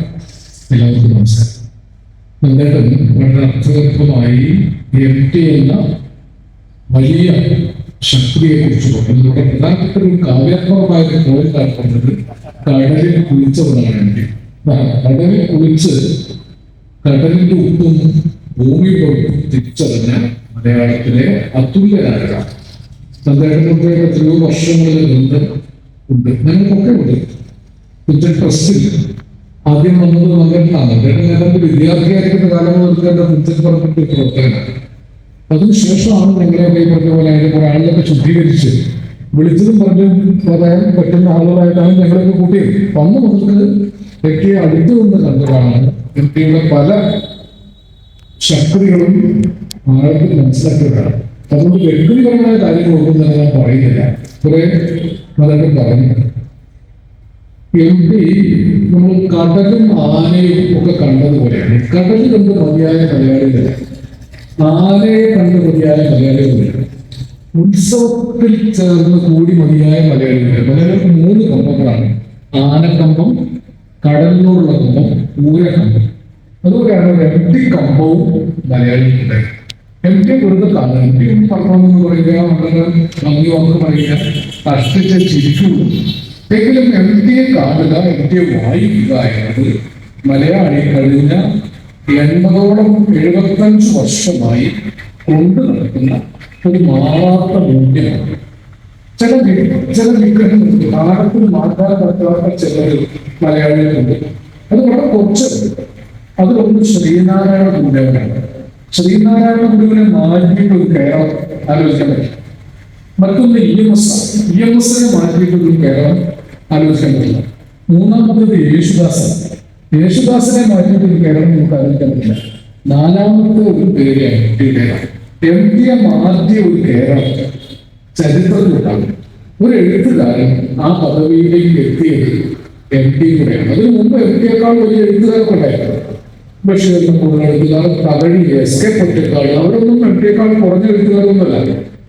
വിശകലനം ചെയ്തത് പക്ഷേ MP എന്ന എഴുത്തുകാരനേക്കാൾ വലിയ എഴുത്തുകാരായിരിക്കും തകഴിയും, SK പൊറ്റക്കാടും, പൊൻകുന്നം വർക്കിയൊക്കെ. പക്ഷേ ബഷീറിനെ വായിച്ചിട്ടില്ല, ബഷീറിന്റെ ഏതെങ്കിലും കഥാപാത്രത്തെ വായിച്ചിട്ടില്ല, അത് ഞാനാണെന്ന് തോന്നില്ല. ഒറ്റക്കണ്ണിൽ പോക്കൽ ഞാനാണെന്ന് തോന്നില്ല. ആനവാരി രാമൻ നായർ ഞാനാണെന്ന് തോന്നില്ല. എട്ടുകാരി മമ്മൂട്ടി ഞാനാണെന്ന് തോന്നില്ല. അവരൊക്കെ ഇവിടെ ഉള്ള കഥാപാത്രങ്ങളാണ്. അത് ഞാനാണല്ലോ എന്ന് വായനക്കാരന് തോന്നില്ല. പക്ഷെ MTയുടെ ഏത് കഥാപാത്രത്തെ വായിച്ചാലും ഇത് ഞാനാണല്ലോ എന്ന് തോന്നും. സേതു ഞാനാണ്, ഗോവിന്ദൻകുട്ടി ഞാനാണ്, പകിടകളിക്കാരൻ കോന്തുണ്ണി നായർ ഞാനാണ്, സുധാകരൻ ഞാനാണ്, വേലായുധേട്ടൻ ഞാനാണ്, വേണ്ട ഭീമൻ പോലും ഞാനാണെന്ന് വിചാരിച്ച ആൾക്കാർ. എങ്ങനെ ഭീമൻ എന്ന് പറഞ്ഞാൽ ഭീമന്റെ സ്വഭാവം മന്ദനാക്കപ്പെട്ട, അകറ്റി നിർത്തപ്പെട്ട, പൊണ്ണത്തടിയനായ, എല്ലാവരാലും കളിയാക്കപ്പെട്ട, പാഞ്ചാലി പോലും പരിഗണന കൊടുക്കാതിരുന്ന ഭീമനെ മുന്നിലേക്ക് കൊണ്ടുവരാൻ MT ചെയ്തത്. MT ചെയ്തത് ആ ഒരു വിപ്ലവമാണ്. പിന്തള്ളപ്പെട്ട് നിൽക്കുന്നവരെ, ദരിദ്രരെ, ദുഃഖിതരെ, ഏകാകികളെ, രോഗികളെ, വെളിച്ചപ്പാട് പോലുള്ള പ്രാന്തവൽക്കരിക്കപ്പെട്ട ആളുകളെ, ഒടിയൻ പറയൻ കണ്ടൻകോരനെയും പാണൻ ഉണിപ്പരവനെയും പോലുള്ള സമൂഹത്തിന്റെ പിന്നണിയിൽ നിൽക്കുന്ന ആളുകളെ, മന്ത്രവാദി രോമൻ നായരെ, നിങ്ങൾ MTയുടെ കഥാപാത്രങ്ങൾ എടുത്തു നോക്കൂ. അവരൊന്നും മുഖ്യധാരയിൽ ഇടമുള്ള ആളുകളല്ല. കേരളത്തിന്റെ പൊതുജീവിതത്തിൽ വെളിച്ചപ്പാടിനൊരു ജീവിതം ഉണ്ടായിരുന്നില്ല. വെളിച്ചപ്പാടിനെ കുറിച്ച് ഇത്രയും പ്രഖ്യാതമായ ഒരു രചന MTയിലൂടെയാണ്. മനോരോഗിയായ വേലായുധൻ, എത്രയോ വീട്ടിൽ മനോരോഗികളുണ്ട്. മനോരോഗിയല്ല വേലായുധൻ. വേലായുധൻ മെന്റലി ചലഞ്ച്ഡ് എന്നാണ് ഇപ്പോൾ പറയാം. ഒരു മാനസികമായ വെല്ലുവിളിയുള്ള ഒരു മനുഷ്യനാണ്. പക്ഷെ അയാൾ ഒറ്റപ്പെടുത്തപ്പെട്ടു. അച്യുതൻ നായരുടെ നിരന്തര പീഡനവും വെളിക്കളച്ചിലും മന്ത്രവാദവും അടിയും തൊഴിയും പുച്ഛവും നിന്ദയും അവഗണനയും ഒക്കെയായി ഒരു വീടിന്റെ മൂലയിൽ ഇരുട്ടിൽ കിടന്ന ഒരു വേലായുധനെ, ഭ്രാന്തൻ വേലായുധനെ വെളിച്ചത്തിലേക്ക് മോചിപ്പിക്കുകയാണ് MT ചെയ്തത്. MT എഴുതിയിട്ടുണ്ട്, ഒരു സന്ധ്യയ്ക്ക് നാമം ജപിക്കുമ്പോൾ വടക്കേ വീട്ടിലെ ഇരുട്ടിൽ നിന്ന് രക്ഷപ്പെട്ട് ഉമ്മറത്തേക്ക് വന്ന് മാളുകെടുത്തി ഇത്തിരി ചോറ് തരൂ എന്ന് പറഞ്ഞ് വേലായുധേട്ടൻ നിലവിളക്കിന്റെ വെളിച്ചത്തിലേക്ക് വന്ന രംഗം. എനിക്ക് എഴുതുന്നത് വേലായുധേട്ടൻ വെളിച്ചത്തിലേക്ക് വരിക. അതുപോലെ വേലായുധൻ എന്ന ഭ്രാന്തൻ വെളിച്ചത്തിലായിരുന്നില്ല, ഇരുട്ടിലായിരുന്നു. നമ്മുടെ നാട്ടിലൊക്കെ ഉണ്ടാവും, ഓരോ വീട്ടിലും ഉണ്ടായിരുന്നു പണ്ടൊക്കെ ഭ്രാന്തന്മാർ. ഭ്രാന്താണെന്ന് പറഞ്ഞ് മാറ്റി നിർത്തും. അവരെ വെളിച്ചത്തിലേക്ക് കൊണ്ടുവരാൻ അതിനു മുമ്പ് ഒരാൾ ശ്രമിച്ചിട്ടില്ല. MTക്ക് മുമ്പ് അത്തരത്തിലൊരു കഥാപാത്രത്തിന് മോചനം കിട്ടിയിട്ടില്ല. ഒരു മനോരോഗിയുടെ ഉള്ളിലിരുന്ന് അയാൾ മനോരോഗിയല്ല, അയാൾ പരിഗണന അർഹിക്കുന്ന ആളാണ്. അയാൾക്ക് പ്രണയമുണ്ട്. അമ്മുക്കുട്ടിയുടെ അടുത്ത് ഇരുന്ന് ചോദിക്കുന്നുണ്ട്, അമ്മുക്കുട്ടിയെ ഞാനൊന്ന് തൊടട്ടെ. ഒരുപക്ഷെ ഏറ്റവും ഹൃദയസ്പർശിയായ ഒരു പ്രണയരംഗമാണ്. അമ്മുക്കുട്ടിയെ ഞാനൊന്ന് തൊടട്ടെ. അതേ അമ്മുക്കുട്ടി അവസാനം അയ്യോ ഭ്രാന്തൻ എന്ന് നിലവിളിക്കും. ഓർമ്മയുണ്ടോ? ആ കഥ വായിച്ചിട്ടുണ്ടോ? സിനിമയെങ്കിലും കണ്ടു കാണും. അതോടുകൂടിയാണ് വേലായുധൻ താൻ ഭ്രാന്തനായി എന്ന് തീരുമാനിക്കുന്നത്. അയാൾ ഭ്രാന്തനല്ല. അമ്മുക്കുട്ടിയുടെ പരിഗണനയെങ്കിലും കിട്ടിയിരുന്നെങ്കിൽ ഒരു സാധാരണ മനുഷ്യനാകുമായിരുന്ന ഒരാളെ. നമ്മളൊക്കെ അങ്ങനെ ചെയ്യുന്നുണ്ട്. നമ്മുടെ നാട്ടിലും വീട്ടിലും ആലോചിച്ച് നോക്കിയാൽ നമ്മളെക്കാൾ ശേഷി കുറഞ്ഞ ആളുകളെ മോശക്കാരാക്കി മാറ്റി നിർത്തും. അവരെ പ്രാന്തന്മാരാക്കും, മന്ദന്മാരാക്കും, കൊള്ളരുതാത്തവരാക്കും, പല പേരും പറയും. തുളസൂറൻ എന്നൊക്കെ പറഞ്ഞ ചില വാക്കുകളൊക്കെ ഇട്ടില്ലേ, അവനൊരു തുളസൂറനാണ് എന്ന് പറഞ്ഞാൽ അവനും കൊള്ളാത്തവനാണ്. അത് മലയാളത്തിൽ മാത്രമുള്ള വാക്കാണ്. അങ്ങനെ കുറെ പേരുകളുണ്ട്. ഇങ്ങനെ മാറ്റി നിർത്തപ്പെട്ട മനുഷ്യരാണ് എം ടി കണ്ടത്. മനോരോഗികളെ കുറിച്ച് ലോകത്ത് എഴുതപ്പെട്ട കഥകളിൽ ഒന്നാം സ്ഥാനത്താണ് ഇരുട്ടിന്റെ ആത്മാവ്. ആ പേര് തന്നെ ഇരുട്ടിന്റെ ആത്മാവ്. ഇരുട്ടിൽപ്പെട്ടവർക്കൊരു ആത്മാവുണ്ട്, അത് വെളിച്ചത്തിലേക്ക് കൊണ്ടുവരപ്പെടേണ്ടതാണ്. അങ്ങനെ ഒരു കഥ പിന്നെ എഴുതിയിട്ടുണ്ടെങ്കിൽ, ആരെങ്കിലും എഴുതിയിട്ടുണ്ടെങ്കിൽ എം ടി തന്നെ എഴുതിയത് ചെറിയ ചെറിയ ഭൂകമ്പങ്ങൾ. ജാനകി കുട്ടിക്ക് എന്ന പേരിൽ സിനിമയായി. അതും ഇതുപോലെ ഒരു പെൺകുട്ടിയാണ്, അതൊരാണാണ്. ഈ രണ്ട് ആണും പെണ്ണുമായി മനോരോഗികളായും ഭ്രാന്തന്മാരായും മാറ്റി നിർത്തപ്പെട്ട മനുഷ്യരെ വാത്സല്യത്തോടും കാരുണ്യത്തോടും ദയാവായ്പോടും കൂടി കണ്ടതുകൊണ്ടാണ് എം ടി സാധാരണക്കാരിൽ സാധാരണക്കാരായ ആളുടെ എഴുത്തുകാരനായത്. എം ടി ഏത് കഥാപാത്രത്തിൽ അസുരവിത്തിലെ ഗോവിന്ദൻകുട്ടി അസുരവിത്തായിട്ട് അറിയപ്പെട്ട ആളാണ്. അസുരവിത്ത് എന്ന് പറഞ്ഞൊരു മോശം പദവിയാണ്. അവനൊരു അസുരവിത്ത എന്ന് പറഞ്ഞാൽ ഒന്നിനും കൊള്ളാത്തവനാണെന്നാണ്. ആ നോവലാണ് എം ടിയുടെ ഏറ്റവും മികച്ച നോവൽ. നിങ്ങളിതൊക്കെ അത് വായിക്കണം കേട്ടോ. ഇത് വായിച്ചാലേ എം ടിയോടിന് ചെയ്യേണ്ട ആദരം. ഞാൻ എം ടിയുടെ കൃതികളൊക്കെ പറയാം. പ്രധാനപ്പെട്ട പാതിരാവും പകൽ വെളിച്ചവും, 4 കെട്ട്, കാലം, ഈ പറയുന്ന അസുരവിത്ത്, 2-ാം ഊഴം, വാരാണസി, വിലാപയാത്ര, അത് മഞ്ഞ്, ഇത്രയും നോവലുകളെ ഉള്ളൂ. കുറച്ച് പുസ്തകങ്ങളേ ഉള്ളൂ. ഇതൊക്കെ വായിക്കാവുന്ന ഏതൊരാൾക്കും വായിക്കാം. കഷ്ടിച്ച് മലയാളം കൂട്ടി വായിക്കാൻ അറിയുന്ന ഏതൊരാൾക്കും വായിക്കാൻ കഴിയുന്നതാണ് എം ടിയുടെ സാഹിത്യം എന്നതാണ് അതിൻ്റെ പ്രത്യേകത. അതൊരു ബുദ്ധിജീവി സാഹിത്യമല്ല, അതൊരു സാധാരണക്കാരൻ്റെ സാഹിത്യമാണ്. അസുരവിത്തിൽ നിങ്ങൾ വായിച്ചിട്ടില്ലെങ്കിൽ മനസ്സിലാക്കാനൊരു പശ്ചാത്തലം പറയാം. അസുരവിത്ത് തുടങ്ങുന്നത് നല്ല ശാന്തമായി മനുഷ്യർ സ്നേഹിച്ച് ജീവിച്ച ഒരു ഗ്രാമത്തിൽ മുതലാളി ശേഖരൻ നായർ ഗ്രാമത്തിലെ അമ്പലം നന്നാക്കാൻ തുടങ്ങി. അമ്പലം നന്നാക്കി. അപ്പോൾ മുസ്ലിം മുതലാളിയെന്നേ പേരുള്ളൂ, അയാൾ ഒന്നും പുറത്തൊരു പള്ളി കയറ്റി. പുതിയ മുതലാളിത്തം, പുതുപ്പണക്കാർ മതത്തിൽ ഇടപെടുന്നത് ആദ്യമായിട്ട് എഴുതുന്നത് എം ടിയാണ്. 60 കൊല്ലം മുമ്പാണ് അസുരവിത്ത് എഴുതിയത്. പുതുപ്പണക്കാർ മതത്തിൽ ഇടപെട്ടോട് കൂടിയിട്ടുണ്ടായത് മതത്തിന്റെ പേരിൽ അതുവരെ ഇല്ലാത്തൊരു വിഭാഗീയത ഗ്രാമത്തിലുണ്ടായി. ഇപ്പോഴും അതാണ് പ്രശ്നം. പുതിയ മുതലാളിത്തം മതങ്ങളെ കൂട്ടുപിടിച്ച് പുതിയ ലാഭങ്ങൾക്ക് ശ്രമിച്ചപ്പോഴാണ് ഇന്ത്യയിൽ അതുവരെ ഇല്ലാത്ത മതവിഭാഗീയത ഉണ്ടായത്. ലോകത്തെല്ലായിടത്തും മതത്തെ വിനാശകരമായി ഉപയോഗിക്കുന്നത് വികസിത മുതലാളിത്തവും അതിൻ്റെ യുദ്ധാസക്തിയും അതിൻ്റെ പിടിച്ചടക്കാനുള്ള വാസനയുമാണ്. ഇസ്രായേലിൽ 46-ൽ ലോകശക്തികൾ ഇടപെട്ടതിൻ്റെ ഫലമായിട്ടാണ് ഇന്ന് അവിടെ കുട്ടികൾ മരിക്കുന്നത്. നിങ്ങൾ എപ്പോഴെങ്കിലും ആലോചിക്കാറുണ്ടോ? കുട്ടികളെയും സ്ത്രീകളെയുമാണ് കൊന്നുകളയുന്നത്. സ്ത്രീകളെയും കുട്ടികളെയും കൊന്നുകളയാന്ന് പറഞ്ഞാൽ വംശഹത്യയാണ്. 2 മാസം മുമ്പ് എൻ്റെ ഫോണിൽ ഒരു ചിത്രം വന്നു, നിങ്ങളുടെ ഫോണിലും വന്ന് കാണും. ആരോ ഇട്ടൊരു പോസ്റ്റാണ്, ഇംഗ്ലീഷിലാണ്. ഒരു കുട്ടി ഒരു മതിൽ ചാരി നിൽക്കുന്നു. 2.5 വയസ്സേ ഉണ്ടാവും. 2.5 വയസ്സ് എന്ന് ഞാൻ ഉറപ്പിച്ച് പറയുന്നത് എൻ്റെ പേരക്കുട്ടിയുടെ ചായയുള്ള ഒരു കുട്ടിയാണ്. അതിനടിയിൽ ആ പോസ്റ്റ് ഇട്ട് ആൾ എഴുതിയിട്ടുണ്ട്, ഹീസ് ഹംഗ്രി ആൻഡ് എലോൺ. അവൻ വിശന്നു പൊരിഞ്ഞ് ഒറ്റയ്ക്ക് നിൽക്കുക. നമ്മുടെ നാട്ടിലെ കുട്ടിയല്ല. പലസ്തീൻ യുദ്ധഭൂമിയിൽ നിന്ന് അച്ഛനമ്മമാർ നഷ്ടപ്പെട്ട് പേടിച്ചോടി ആരുടെയോ കയ്യിലകപ്പെട്ട് ആ മനുഷ്യരാരോ ഏതോ സന്നദ്ധ സേവകർ ഒരു അഭയാർത്ഥി ക്യാമ്പിൽ എത്തിച്ച 2.5 വയസ്സുകാരനാണ്. അവൻ്റെ ആരുമില്ല, അച്ഛനും അമ്മയും ഒക്കെ നഷ്ടപ്പെട്ടു പോയിരിക്കും. അവന് സ്വന്തമായിട്ട് ആരുമില്ല. പേടിച്ചരണ്ട് ഇങ്ങനെ കണ്ണ് തുറിച്ചു നിൽക്കുന്ന ഒരു കുട്ടിയാണ്. മുഖത്തൊക്കെ ചോരപ്പാടുകളാണ്. ഈ ചിത്രം കണ്ടതിൻ്റെ ഒരാഴ്ച കഴിഞ്ഞപ്പോഴാണ് ആ ഞെട്ടിക്കുന്ന വാർത്ത നമ്മൾ വായിച്ചത്. അവിടെ ഇങ്ങനെ അശരണരായി അഭയാർത്ഥി ക്യാമ്പിലെത്തിയ 1000കണക്കിന് കുട്ടികളെയാണ് ഇസ്രായേൽ ഭരണകൂടം ബോംബിട്ട് കൊന്നുകളഞ്ഞത്. നമ്മൾ വായിച്ചിട്ടുണ്ടാവും. നമ്മുടെ കുട്ടികളാരും മരിക്കാത്തതുകൊണ്ട് നമുക്ക് പ്രശ്നമൊന്നും ഉണ്ടായില്ല. പക്ഷേ ഈ കുട്ടികളെ കൊല്ലാൻ ആരാണ് അധികാരം കൊടുത്തത്? ഇത് ചോദിക്കാനാണ് എഴുത്തുകാർ ലോകത്തുണ്ടാവേണ്ടത്. എഴുത്തുകാർ യുദ്ധം ചെയ്യാനല്ല വേണ്ടത്, യുദ്ധത്തിനിരയാകുന്ന. അതാണ് എം ടി പലപ്പോഴും ചെയ്തത്. പല ദുഃഖങ്ങളിൽ പെട്ടുപോയ ഘടോൽക്കജൻ എന്ന കുട്ടി ഭീമസേനന്റെ കുട്ടിയാണ്. അവൻ രാക്ഷസനാണ്, കാട്ടാളനാണ്. ഭീമസേനൻ ഒരു കാട്ടാള സ്ത്രീയായ ഹിഡുംബിയിലുണ്ടായ പുത്രനാണ്. ആ നോവലിൽ 2-ാം ഊഴത്തിൽ ഘടോൽക്കജൻ മരിക്കും. ഈ പാണ്ഡവ സേനയ്ക്ക് വേണ്ടി കൊടിയ യുദ്ധം ചെയ്ത് പലരെയും രക്ഷിച്ച് അർജുനനെ പോലും രക്ഷിച്ചിട്ടാണ് ഘടോൽക്കജൻ മരിക്കുന്നത്. അതിലേറ്റവും ദുഃഖിക്കുന്നു ഭീമസേനൻ. തനിക്കുണ്ടായ ആദ്യത്തെ പുത്രനാണ്, ഹിഡുംബിയുടെ മകനാണ്, കാട്ടാളക്കുട്ടിയാണ്. മറ്റവർക്കൊക്കെ ദുഃഖമുണ്ട് ഘടോൽകചൻ മരിച്ചത്. അപ്പൊ അവരിങ്ങനെ ചർച്ച ചെയ്യുമ്പോൾ ഇരുട്ടിലാണ് ഭീമസേനൻ നിൽക്കുന്നത്. രണ്ടാമതൊന്നും എടുത്ത് വായിച്ചു നോക്കണം. വെളിച്ചത്ത് നിന്ന് ധർമ്മപുത്രരും അർജുനനും ഒക്കെ ദുഃഖിക്കുന്നത് കണ്ട് കൃഷ്ണൻ പറയും, എന്തിനാണ് ദുഃഖിക്കുന്നത്? ആഘോഷിക്കുകയല്ലേ വേണ്ടത്. അവനൊരു കാട്ടാള ചെറുക്കനാണ്. ആ കാട്ടാളനെ നമുക്ക് വെച്ച് പൊറപ്പിക്കാൻ കഴിയില്ല. ഇന്നല്ലെങ്കിൽ നാളെ അവനെ കൊല്ലേണ്ടി വരും. ഇങ്ങനെ മരിച്ചത് നന്നായി. ഇത് കേൾക്കുന്നത് അച്ഛനാണ്. കാട്ടാളനായ മകൻ ഉണ്ടായി, ആ മകനെ കൊന്നത് നന്നായി എന്ന് ശ്രീകൃഷ്ണൻ പറയുന്നത് കേൾക്കേണ്ടി വരുന്നു. ഇന്നും നമുക്ക് ആ കാട്ടാളന്മാരെ, ആദിവാസികളെ മനസ്സിലായിട്ടില്ല. ഉണ്ടോ? എന്നോട് ആരോ പറഞ്ഞു, ബത്തേരിയിൽ ഒരു അപകടം ഉണ്ടായി, ചായപ്പൊടിയിൽ നിന്ന് ചർച്ച ചെയ്യാൻ 5 പേര് മരിച്ചു. ഒരാൾ പറഞ്ഞു 5 പേര് മരിച്ചിട്ടില്ല, 3 പേരെ മരിച്ചിട്ടുള്ളൂ. മറ്റാൾ പിന്നെ പറഞ്ഞല്ല 5 പേര് മരിച്ചു. അപ്പൊ ആദ്യത്തെ ആൾ പറയാൻ 2 ആദിവാസികളാണ് എന്ന് പറഞ്ഞാൽ 2 മനുഷ്യരല്ല, മരിച്ച മനുഷ്യർ 3 ഉള്ളൂ, 2 ആദിവാസികളാണ്. അതുപോലെ ഒരു സാഹചര്യം ഇന്നും ഉണ്ട്. ആദിവാസി മനുഷ്യനാണ്. ആ മനുഷ്യൻ മരിക്കുമ്പോൾ ദുഃഖിക്കുന്നില്ല.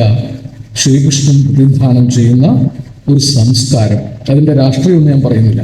അതിന്റെ രാഷ്ട്രീയം എം ടി അങ്ങനെയൊക്കെ രാഷ്ട്രീയം പറയും. എം ടിയുടെ സാഹിത്യത്തിൽ ഇൻകുലാബ് സിന്ദാബാദും ഉണ്ടാവില്ല, വിപ്ലവം ജയിക്കട്ടെ എന്നുണ്ടാവില്ല. ഒരു ജാഥയിലും എം ടി അണിചേർന്നിട്ടില്ല, ഒരു പാർട്ടിയിലും എം ടി അംഗത്തെടുത്തിട്ടില്ല. എല്ലാ പാർട്ടിക്കാരെയും സാമാന്യം വിമർശിച്ചിട്ടുണ്ട്. UDF ഭരണകാലത്താണ് ആദിവാസികളെ വെടിവെച്ച് കൊന്നത്. അത് ഏറ്റവും ശക്തമായിട്ട് പ്രതികരിച്ചയാൾ എം ടി ആണ്. നോട്ട് നിരോധിച്ചപ്പോൾ ഇത് മുഹമ്മദ് ബിൻ തുഗ്ലക്കിന്റെ ഭരണപരിഷ്കാരമാണെന്ന് ലോകത്ത് ആദ്യം പറഞ്ഞത് എം ടി ആണ്. നമ്മുടെ പിണറായി സഖാവ് മുഖ്യമന്ത്രി ഇരിക്കുമ്പോഴും ചില വിമർശനങ്ങൾ അദ്ദേഹം ഉന്നയിച്ചു. ആരും ഒഴിവാക്കിയിട്ടൊന്നുമില്ല. തിരുത്തപ്പെടേണ്ടത് തിരുത്തണം എന്ന് എം ടി ആഗ്രഹിച്ചിട്ടുണ്ട്. പുരോഗമന പക്ഷത്ത് തന്നെയായിരുന്നു എം ടി. എം ടി ആദ്യം എഴുതിയൊരു ലേഖനം കാൾ മാർക്സിനെ കുറിച്ചാണ്. ജയകേരളത്തിൽ, അതിപ്പോൾ ഈയിടെ കലാപൂർണ്ണ പുനഃപ്രസിദ്ധീകരിച്ചു. ജയകേരളത്തിൽ കാൾ മാർക്സിനെ കുറിച്ച് 52 അതിമനോഹരമായൊരു ലേഖനം. ഒരുപക്ഷെ കാൾ മാർക്സിന്റെ ജീവചരിത്രം വന്ന ഉടനെയാണെന്ന് തോന്നുന്നു ആ ലേഖനം വരുന്നത്. അല്ലെ, ആ കാലത്തായിരിക്കും വന്നിട്ടുണ്ടാവുക. അപ്പൊ എം ടിക്ക് ഒരു നിലപാടൊക്കെ ഉണ്ടായിരുന്നു. എം ടി നേരിട്ട് കക്ഷിയിൽ ചേർന്നിട്ടില്ല. ഇത് പുരോഗമന കലാസാഹിത്യ സംഘം ഒരുക്കുന്ന പരിപാടി ആയതുകൊണ്ട് എം ടിയുടെ രാഷ്ട്രീയം പറയേണ്ടതില്ല. ഇങ്ങനെയാണ് എഴുത്തുകാർ രാഷ്ട്രീയം പറയേണ്ടത്. എഴുത്തുകാർ പാർട്ടി ജാഥയിൽ നിന്ന് മുദ്രാവാക്യം വിളിക്കണം നിർബന്ധമൊന്നുമില്ല. പക്ഷേ പാർട്ടി ജാഥകൾ ഉണ്ടാകാൻ കാരണക്കാരാകും. നമ്മൾ കൊയ്യും വയലെല്ലാം നമ്മുടേതാകും പൈങ്കിളിയെ എന്ന് ONV എഴുതുന്ന കാലത്ത് നമ്മൾ കൊയ്യുന്ന വയലൊന്നും നമ്മുടേതായിട്ടില്ല. അല്ലെ, 52-ലാണ് ONV എഴുതിയത്. 57-ലാണ് നമ്മൾ കൊയ്യുന്ന വയലൊക്കെ നമ്മുടേതാക്കാവുന്ന ഒരു രാഷ്ട്രീയ മാറ്റം ഉണ്ടായത്. ഇതാണ് എഴുത്തുകാരൻ വിതയ്ക്കുന്ന വിത്താണ് പിന്നീട് സാമൂഹ്യ മാറ്റത്തിന് പ്രേരണയാകുന്നത്. ഞാനിത് പറയുന്നത് എഴുത്തുകാരെ അങ്ങനെ കൂടി വായിക്കാൻ നമ്മുടെ രാഷ്ട്രീയ നേതൃത്വം മനസ്സിലാക്കേണ്ടതുണ്ട്. കാരണം എം ടി 57 ഗവൺമെന്റ് ഉണ്ടാകുന്നതിന് തൊട്ട് മുമ്പ് എഴുതിയ നോവലാണ് 4 കെട്ട്. 4 കെട്ടിൽ പാർട്ടിയെക്കുറിച്ചോ രാഷ്ട്രീയത്തെക്കുറിച്ചോ ഒന്നും പറയുന്നില്ല. പക്ഷെ 4 കെട്ടിന്റെ രാഷ്ട്രീയം അപ്പുണ്ണിയുടെ വംശം ശക്തരായി വരും. അപ്പുണ്ണി പട്ടിണിക്കാരനാണ്. അപ്പുണ്ണിയുടെ കൂട്ടത്തിൽപ്പെട്ട ദരിദ്രരും നിഷ്കാസിതരും അപഗണിതരും പട്ടിണിക്കാരും പാവപ്പെട്ടവരുമായ മനുഷ്യർ ശക്തി ആർജിച്ച് വരും എന്നും അവർ ഈ വ്യവസ്ഥയെ മാറ്റി പണിയും. അപ്പുണ്ണി വിചാരിക്കുന്നുണ്ട് വളർന്നു വലുതാകും, കൈക്ക് നല്ല കരുത്തുണ്ടാകും. സത്യത്തിൽ അപ്പുണ്ണി പ്രതിനിധാനം ചെയ്യുന്നത് 57-ൽ നമ്മുടെ നാട്ടിൽ മാറ്റമുണ്ടാക്കിയ ആളുകളുടെ വർഗത്തെയാണ്. അപ്പൊ ആ വർഗത്തെയാണ് എം ടി എഴുതിയത്. അത് അസുരവിത്തിലെ ഗോവിന്ദൻകുട്ടി ആയാലും, ഞാൻ നേരത്തെ പറഞ്ഞില്ല, അസുരവിത്തിലെ 2 മതക്കാരായ ആളുകൾ തമ്മിൽ അകൽച്ച ഉണ്ടാകുമ്പോഴാണ് ഗോവിന്ദൻകുട്ടി, ചതിക്കപ്പെട്ട ഗോവിന്ദൻകുട്ടി, ഒറ്റപ്പെടുത്തപ്പെട്ട ഗോവിന്ദൻകുട്ടി, ശേഖരൻ മുതലാളിയുടെ മകൻ ഗർഭിണിയാക്കിയ സ്ത്രീയെ കല്യാണം കഴിപ്പിച്ച് ഒടുക്കം അമ്മാമൻ തന്നെ ചതിച്ച ഗോവിന്ദൻകുട്ടി ക്ഷുബ്ധനായി കലാപകാരിയായി നാട്ടുകാരെയും വീട്ടുകാരെയും വെല്ലുവിളിച്ചപ്പോൾ ബന്ധുക്കളും നാട്ടുകാരും ചേർന്ന് തല്ലിക്കൊല്ലാൻ ശ്രമിക്കുന്നിടത്ത് അയാളെ രക്ഷിക്കുന്നത് കുഞ്ഞിമരക്കാർ എന്ന ഉശിരനായ ഒരു ഗ്രാമീണനാണ്. അയാൾ പറഞ്ഞു, കൈത്തണ്ടയ്ക്ക് ബലമുള്ള ആണുങ്ങളുണ്ടെങ്കിൽ വരണ്ട വഴി കുഞ്ഞിമരക്കാരും ആണാണ്. ഇനി ആൺകുട്ടിയെ തൊട്ടാൽ, ഈ നായരുട്ടിയെ തൊട്ടാൽ കുഞ്ഞിമരക്കാരുടെ വിവരം അറിയും. നിങ്ങൾ ആ നോവൽ വായിക്കണം. ആ കുട്ടിയെ, ഈ ഗോവിന്ദൻകുട്ടിയെ രക്ഷിച്ച് വീട്ടിൽ കൊണ്ടുവരും. നായരുട്ടി പേടിക്കേണ്ട, ഞങ്ങളൊക്കെ ഉണ്ടല്ലേ ഈ നാട്ടിൽ, നിങ്ങളങ്ങനെ ഒറ്റപ്പെടുകയൊന്നുമില്ല എന്ന് പറഞ്ഞു. പക്ഷെ പിന്നീട് ഗോവിന്ദൻകുട്ടി എന്തോ പ്രലോഭനത്തിൽ, മുതലാളിയുടെ പ്രലോഭനത്തിൽപ്പെട്ട് മതം മാറി അബ്ദുള്ളയായിട്ട് അയാൾ കുഞ്ഞുമരക്കാരെ കാണാൻ വരും. അപ്പൊ കുഞ്ഞുമരക്കാർ സ്വീകരിക്കുമെന്നാണല്ലോ സ്വാഭാവികമായിട്ട് വിചാരിക്കുന്നത്. പക്ഷെ കുഞ്ഞുമരക്കാർ പറയുന്ന ഒരു ആട്ടാട്ടിയിട്ട് നിങ്ങളെ ഞാൻ സഹായിച്ചത് ഇതിനല്ല, ഇനി മേലാരി മുറ്റത്ത് കാല് കുത്തരുത് എന്ന് പറയും. എന്ന് പറഞ്ഞാൽ കേരളം കണ്ട ഏറ്റവും വലിയ മതേതര കഥാപാത്രം 60 കൊല്ലം മുമ്പ് ഗോവിന്ദൻകുട്ടി MT സൃഷ്ടിച്ച കുഞ്ഞുമരക്കാരാണ്. ആ കുഞ്ഞുമരക്കാരുടെ വംശം ഇവിടെ ഉണ്ട്. അത്തരത്തിലുള്ള മതേതരവാദികൾ എല്ലാ സമുദായത്തിലും ഉണ്ട്. അവരെ 60 കൊല്ലം മുമ്പ് അഡ്രസ് ചെയ്തു MT. ഈ ഗോവിന്ദൻകുട്ടി ആകട്ടെ 2 മതത്തിൽ ജീവിച്ചിട്ടും രക്ഷപ്പെട്ടില്ല. അവസാനം അയാൾ നാട് വിട്ടുപോയി. പിന്നെ ഗോവിന്ദൻകുട്ടി നാട്ടിൽ മടങ്ങി വരുന്നത്, ഗോവിന്ദൻകുട്ടി അല്ല, അബ്ദുള്ളയല്ല, രണ്ടും അല്ലാതെ മടങ്ങി വരുന്നത് മഹാമാരി കാലത്താണ്. നമ്മുടെ കോവിഡ് കാലം പോലെ അക്കാലത്തൊരു കോളറക്കാലം ഉണ്ടായി. മഹാമാരി വന്ന ആളുകൾ തുരുതുരെ മരിച്ചു വീഴാൻ. അപ്പോൾ പാതിപ്രാണനായവരെയും ശവങ്ങളെയും സഹായിക്കാൻ ഗോവിന്ദൻകുട്ടി നാട്ടിൽ വരും. ഗോവിന്ദൻകുട്ടി തന്നെ പറയുന്നുണ്ട്, മനുഷ്യർക്ക് എന്നെ വേണ്ടെങ്കിലും ഈ മരിക്കാൻ കിടക്കുന്നവർക്കും ശവങ്ങൾക്കും എന്നെ ആവശ്യമുണ്ട്. നമ്മുടെ നാട്ടിലും കോവിഡ് കാലത്ത് ശതകോടീശ്വരന്മാരായ ആളുകൾ, കോടിക്കണക്കിന് രൂപ ബാങ്കിൽ ഡെപ്പോസിറ്റ് ചെയ്ത ആളുകൾ ആ 28 ദിവസത്തെ ക്വാറന്റൈൻ കാലത്ത് ഭാര്യയും മക്കളും വളർത്തുപൂച്ചയും വരെ ഉപേക്ഷിച്ചു പോയി ഒറ്റയ്ക്ക് പേടിച്ചരണ്ട് മരണത്തെ മുഖാമുഖം നോക്കി നിന്നപ്പോൾ ബാങ്കിലിട്ട പണം പ്രയോജനപ്പെട്ടില്ല, തൻ്റെ ബന്ധുക്കൾ പ്രയോജനപ്പെട്ടില്ല. ഒരു പരിചയവുമില്ലാത്ത ഏതോ തൊഴിലാളികൾ സമൂഹ അടുക്കളയിൽ നിന്ന് ഭക്ഷണവും മരുന്നും മതിലിന്റെ മുകളിൽ കൊണ്ടുവച്ചു. ഇല്ലേ, നിങ്ങൾ കണ്ടിട്ടുണ്ടാവും. ബന്ധുക്കൾക്കല്ല അവർ കൊണ്ടുകൊടുത്തത്. ആരാണെന്നറിയാത്ത ഹതഭാഗ്യരായ രോഗികളെ സഹായിച്ചത് സമൂഹ അടുക്കളയിൽ ജോലി ചെയ്ത പാവപ്പെട്ട തൊഴിലാളികളാണ്. ഇതുപോലെ ഒരു മനുഷ്യനായിട്ടാണ് ഗോവിന്ദൻകുട്ടി മടങ്ങി വരുന്നത്. അവസാനം അയാൾ പോകുമ്പോൾ പറയുന്നത്, ഞാൻ ഇനിയും വരും, മനുഷ്യർക്ക് ആവശ്യമുള്ളപ്പോൾ ഞാൻ ഇനിയും വരും. അങ്ങനെയാണ് MTയുടെ ഗോവിന്ദൻകുട്ടി നാട് വിട്ടു പോകുന്നത്. MTയുടെ കഥാപാത്രങ്ങളൊക്കെ മടങ്ങി വരാൻ വേണ്ടി നാട് വിട്ടു പോയവരാണ്. MT ഒരു 18 വയസ്സിൽ നാട് വിട്ടു പോയ ഒരാളാണ്. ദീർഘകാലം അദ്ദേഹം കോഴിക്കോടും പാലക്കാടും ഒക്കെയാണ് ഉണ്ടായത്. പക്ഷെ MT പറഞ്ഞിട്ടുണ്ട്, ഞാൻ പലയിടത്തും പോയി, പക്ഷെ അറിയാത്ത അത്ഭുതങ്ങളെ ഗർഭത്തിൽ വഹിച്ച മഹാസമുദ്രങ്ങളെക്കാൾ എന്നെ അറിയുന്ന എൻ്റെ നിളാനദിയാണ് എനിക്കിഷ്ടം. ഈ പുഴയിലെ ഉദയവും നരിമാളൻ കുന്നിലെ അസ്തമയവും പോലെ ഒരു കാഴ്ചയും ലോകത്തില്ല, മനോഹരമായ ഒരു കാഴ്ചയും ലോകത്തില്ല എന്ന് വിശ്വസിക്കുന്ന ഒരു തനി ഗ്രാമീണനാണ് ഞാൻ. അത് 91 വയസ്സ് വരെ MT നിലനിർത്തി. ലോകം മുഴുവൻ അദ്ദേഹം കറങ്ങി. അദ്ദേഹം നൈനിത്താളിൽ പോയി മഞ്ഞെഴുതി, ഇതിഹാസ കഥ എഴുതി. പക്ഷേ കാതുമുറിച്ച മീനാക്ഷിയെടുത്തിയും പകിടകളിക്കാരൻ കോന്തുണ്ണി നായരും വേലായുധേട്ടനും ജാനകിക്കുട്ടിയും യൂസഫും സൈതലവിയും ഒക്കെ അടങ്ങുന്ന കൂടല്ലൂരെ സാധാരണ മനുഷ്യരുടെ ജീവിതം എഴുതി അവരെ അനശ്വരരാക്കുകയാണ് MT ചെയ്തത്. ഒരുപക്ഷെ കൂടല്ലൂരിലും മൂക്കുതലയിലും ഒക്കെ ജീവിക്കുന്ന മനുഷ്യരെക്കാൾ അനശ്വരരായി തീരും MT എഴുതിയ മനുഷ്യന്മാർ. അതാണല്ലോ, വ്യാസന്റെ കാലത്ത് ജീവിച്ചിരുന്ന മനുഷ്യന്മാരുടെ പേരൊന്നും നമുക്കറിയില്ല, വാത്മീകിയുടെ കാലത്ത് ജീവിച്ചിരുന്ന മനുഷ്യന്മാരുടെ പേരൊന്നും നമുക്കറിയില്ല. പക്ഷെ വാത്മീകിയും വ്യാസനും എഴുതിയ കഥാപാത്രങ്ങളുടെ പേരോർമ്മയുണ്ട്. അതാണ് എഴുത്തുകാർ ചെയ്യുന്നത്. ദൈവത്തെ വെല്ലുവിളിക്കുന്നവരാണ് എഴുത്തുകാരെന്ന് പണ്ട് പള്ളികൾ, സഭകൾ പറഞ്ഞിരുന്നു. കാരണം ദൈവം സൃഷ്ടിച്ച മനുഷ്യരെ അല്ല, എഴുത്തുകാരൻ സൃഷ്ടിച്ച മനുഷ്യരെയാണ് ആളുകൾ ഓർക്കുന്നത്. അപ്പൊ ദൈവം സൃഷ്ടിച്ച മനുഷ്യരെക്കാൾ അമരന്മാരാണ് എഴുത്തുകാർ സൃഷ്ടിച്ച മനുഷ്യർ. ഇപ്പൊ MTയുടെ കഥാപാത്രങ്ങൾ, MT മരിച്ച എത്ര കാലം കഴിഞ്ഞാലും നിങ്ങൾ കൂടല്ലൂരിൽ പോയാൽ MTയെ വായിച്ച ഒരാൾക്ക് അവിടെ വേലായുധേട്ടൻ നടക്കുന്നത് കാണാം, കാതുമുറിച്ച മീനാക്ഷിയെടുത്തി നടക്കുന്നത് കാണാം. ഇങ്ങനൊരു അത്ഭുതം മൂക്കുതലക്കാർക്ക് MT സ്വന്തമാണല്ലോ. കാരണം 73-ൽ 1.5 മാസം MT ഈ പരിസരത്തുണ്ടായിരുന്നു. MTയുടെ പാദസ്പർശമേറ്റതാണ് ഇവിടുത്തെ ഇടവഴികൾ മുഴുവൻ. ഞാൻ വർഷങ്ങൾക്ക് ശേഷം MTയെ ഒരിക്കലും ഇതേ സ്ഥലത്ത് കൊണ്ടുവന്നു. MT അവിടെ ഇങ്ങനെ കൗതുകത്തോടുകൂടി ഒരു കുട്ടിയെ പോലെ മേലേക്കാവിൽ നിന്ന് വരുന്ന ഇടവഴിയുടെ അടുത്ത് കൂടെ വന്ന് ഒരു പടിപ്പുര കാണിച്ചു എന്ന് പറഞ്ഞു, ഇവിടെയാണ് നമ്മൾ പുള്ളുവപ്പാട്ട് എടുത്തത്. ഇങ്ങനെ ഓരോ കാര്യങ്ങളും ഓർമ്മിച്ചു. മാരാരുടെ വീട് വെളിച്ചപ്പാടിന്റെ വീടായത് ഓർത്തു. ഇപ്പൊ MT ഈ നാട്ടിന്റെ കൂടി സ്വന്തമായിരുന്നു. ഉണ്ണിമാധവേട്ടൻ ഇവിടെ ഇരിക്കുന്നുണ്ട്, അതിലെ പൂജാരിയായിട്ട് അഭിനയിച്ച ഒരാളാണ്. ഉണ്ണിമാധവേട്ടൻ സൗത്ത് ഇന്ത്യൻ ബാങ്കിൽ ജോലി ചെയ്ത ഒരാളാണ്. പക്ഷെ ഉണ്ണിമാധവേട്ടന്റെ നാളെ ഓർക്കുക, നിർമ്മാല്യം നിലനിൽക്കുന്നിടത്തോളം കാലം രവി മേനോന് ശേഷം വന്ന പൂജാരിയായിട്ട് നമ്മൾ അദ്ദേഹത്തെ ഓർക്കും. ഇവിടുത്തെ കുറച്ച് ആൾക്കാർ അത് അഭിനയിച്ചു. നിർമ്മാല്യത്തെക്കുറിച്ചൊരു സിനിമ ചെയ്തത് നമ്മുടെ മുഹമ്മദ് കുട്ടിയാണ്, ഇത് അവിടെ ഇരിക്കുന്നു. അപ്പൊ അദ്ദേഹം ഇവിടുത്തെ ആളിലൊക്കെ കണ്ടുപിടിച്ചു. അപ്പൊ നിർമ്മാല്യം വഴി MT നമുക്ക് കൂടി അവകാശപ്പെട്ട ഒരാളാണ്. MT പല നിലയ്ക്കും ആണും പെണ്ണുമല്ലാത്ത ചതിയൻ ചന്തു ആരോമൽ മടിയിൽ മയങ്ങുമ്പോൾ കച്ച പൊതിഞ്ഞു വെച്ച മുറിവിന്മേൽ അന്ന് കുത്തുവിളക്കുകൊണ്ട് ആഞ്ഞു കുത്തി. നമ്മുടെ തലമുറ വരെ ചന്തുവിനെ കുറിച്ച് മനസ്സിലാക്കിയ കാര്യം ആണും പെണ്ണും അല്ലാത്ത ചതിയൻ ചന്തു, ചതിച്ചു കൊന്നവൻ. ഇന്നത്തെ കുട്ടികളോട് ചോദിച്ചാൽ ചതിയൻ ചന്തു മാഞ്ഞുപോയി.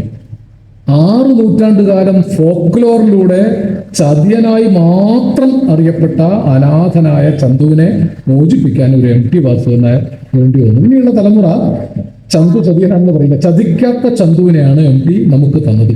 എന്തുകൊണ്ട് ചന്തു ചതിയനായി?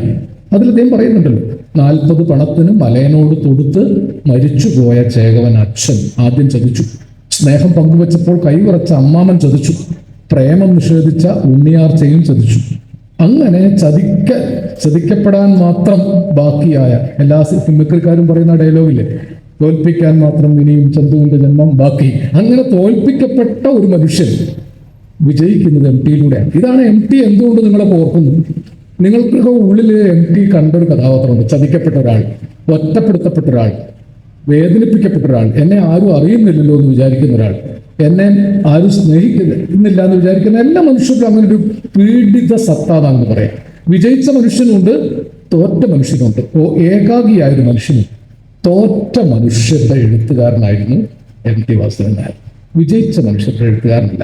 MTയുടെ ഏതെങ്കിലും കഥാപാത്രത്തിൽ, ഏതെങ്കിലും കഥയിൽ വിജയിച്ച മനുഷ്യന്റെ മാതൃകാരൂപമില്ല. ഞാൻ വെറുതെ പറയുന്നല്ല. നിങ്ങൾ എന്ത് വായിച്ചാലും പണക്കാരനും അധികാരിയും ഒക്കെയായി നിന്നവരൊക്കെ പരാജയപ്പെടുകയും തോൽപ്പിക്കപ്പെട്ടവർ വിജയിക്കുകയും ചെയ്യുന്നതായിട്ടാണ് MT എഴുതിയത്. 4 കെട്ട് പൊളിച്ചു പണിയാൻ അപ്പുണ്ണിക്ക് കരുത്തുണ്ടാകും. ഗോവിന്ദൻകുട്ടി ചതിക്കപ്പെട്ട അസുരവിത്ത് മനുഷ്യർക്ക് പ്രയോജനപ്പെടുന്ന ആളാകുന്നു. വെളിച്ചപ്പാട് അവസാനം തന്നെ ചതിച്ച ഭഗവതിക്ക് നേരെ തുപ്പുന്നു. അല്ല, ഇങ്ങനെ കരുത്താർജിച്ച മനുഷ്യർ MTയിലുണ്ട്. തോൽപ്പിക്കപ്പെട്ടവർ തിരിച്ചു വരും, ചതിക്കപ്പെട്ടവർ വിജയിക്കും, അനാഥരാക്കപ്പെട്ടവർ സനാഥരാകും, തിരസ്കരിക്കപ്പെട്ടവർ വരും, അവഗണിതർ വരും. ഇതാണ് യഥാർത്ഥത്തിലുള്ള പുരോഗമന രാഷ്ട്രീയം. ആ പുരോഗമന രാഷ്ട്രീയ പക്ഷത്ത് MT അദ്ദേഹത്തിന്റെ രചനകൾ കൊണ്ട് നിലനിന്നിട്ടുണ്ട്. അദ്ദേഹത്തിന്റെ ഒരു നാടകം ഗോപുര നടയിൽ, അതും ആ ഒരു പ്രമേയമാണ്. 4 പാട്ട് എഴുതി സിനിമയ്ക്ക് വേണ്ടി അനവധി സിനിമകൾ, 60ഓളം സിനിമകൾക്ക് സ്ക്രിപ്റ്റ് എഴുതി, 6 സിനിമകൾ സംവിധാനം ചെയ്തു. ആദ്യത്തെ പടമാണ് മുക്കുതലക്കാരുടെ സ്വന്തമായ നിർമാല്യം. ബന്ധനം, വാരിക്കുഴി, കടവ്, ചെറുകുജിരി, അല്ലെ, ഒരു പടം കൂടിയില്ലേ, മഞ്ഞും സുന്ദർ സംവിധാനം ചെയ്തു. 6 സിനിമകൾ. അതൊക്കെ മോഹനകൃഷ്ണൻ പറയും. മോഹനകൃഷ്ണന്റെ ഏരിയയാണ് സിനിമ. ഞാൻ സിനിമയിലേക്ക് അങ്ങനെ കിടക്കുന്നില്ല. പക്ഷെ സിനിമയിൽ മലയാളിക്ക് പാട്ടുകൾ, അതുകൂടി ഇത് പറയാം, മലയാളിക്ക് ഏറ്റവും നല്ല പാട്ടുകൾ ഉണ്ടായത് മുഴുവൻ MTയുടെ സിനിമയിലാണ്. നിങ്ങളിപ്പോൾ ആലോചിച്ച് നോക്കിയാൽ നോക്കാം, ഏത് ഹിറ്റ് പാട്ടുകൾ, ആ കാലത്തെ ഹിറ്റ് പാട്ടുകളൊക്കെ MTയുടെ സിനിമയിലാണ്. പി ഭാസ്കരൻ MTക്ക് വേണ്ടി മാത്രം എഴുതിയതാണ് താന്നിയൂരമ്പലത്തിൽ കഴകക്കാരനെ പോലെ താമരമാലയുമായി ചിങ്ങമെത്തുമ്പോൾ. MTയോട് ചോദിച്ചു, വാസു, ഈ താന്നിയൂർ എവിടെയാണെന്ന് MTക്ക് അറിയോ? MT പറഞ്ഞു, അയ്യോ എനിക്ക് അറിഞ്ഞുകൂടാ. കേട്ടാൽ MTയുടെ നാടാണെന്ന് തോന്നുന്നു. MT എന്താ മറുപടി പറയേണ്ടത് ഇങ്ങനെ സംശയിച്ചപ്പോൾ പറഞ്ഞു, കൂടല്ലൂരിലെ ഊരും താന്നിക്കുന്നും, MTയുടെ കഥയിൽ വരുന്ന താന്നിക്കുന്നിലെ താന്നിയും ചേർത്ത് അദ്ദേഹം ഉണ്ടാക്കിയ ഒരു പുതിയ സ്ഥലമാണ് താന്നിയൂർ. ആ പാട്ടൊക്കെ മരിക്കാത്ത പാട്ടാണ്. എള്ളെണ്ണ മണം വീശും എന്നോടെ മുടിക്കെട്ടിൽ ഉല്ലപ്പൂ ചൂടിച്ച വിരുന്നുകാരാ, ധനുമാസം പൂക്കൈത മലർ ചൂടി വരുമ്പോൾ ഞാൻ അങ്ങയെ കിനാവു കണ്ട് കൊതിച്ചിരിക്കും. മഞ്ഞണി പൂനിലാവ് പേരാറ്റിൻ കടവിങ്കൽ മഞ്ഞളരച്ചു വെച്ച് നീരാടുമ്പോ. MTയുടെ പാട്ടിലാണ് നമ്മുടെ പ്രദേശം പോകുന്നത്. വെണ്ണിലാവിൻ കളവക്കെണ്ണം പിന്നീട് മോഷ്ടിച്ചതാ. വെണ്ണിലാവിൻ കളവക്കിണ്ണം പൊന്നാനിപ്പുഴയിൽ, കന്നിലാവിൻ കളവക്കിണ്ണം പൊന്നാനിപ്പുഴയിൽ വീണപ്പോൾ.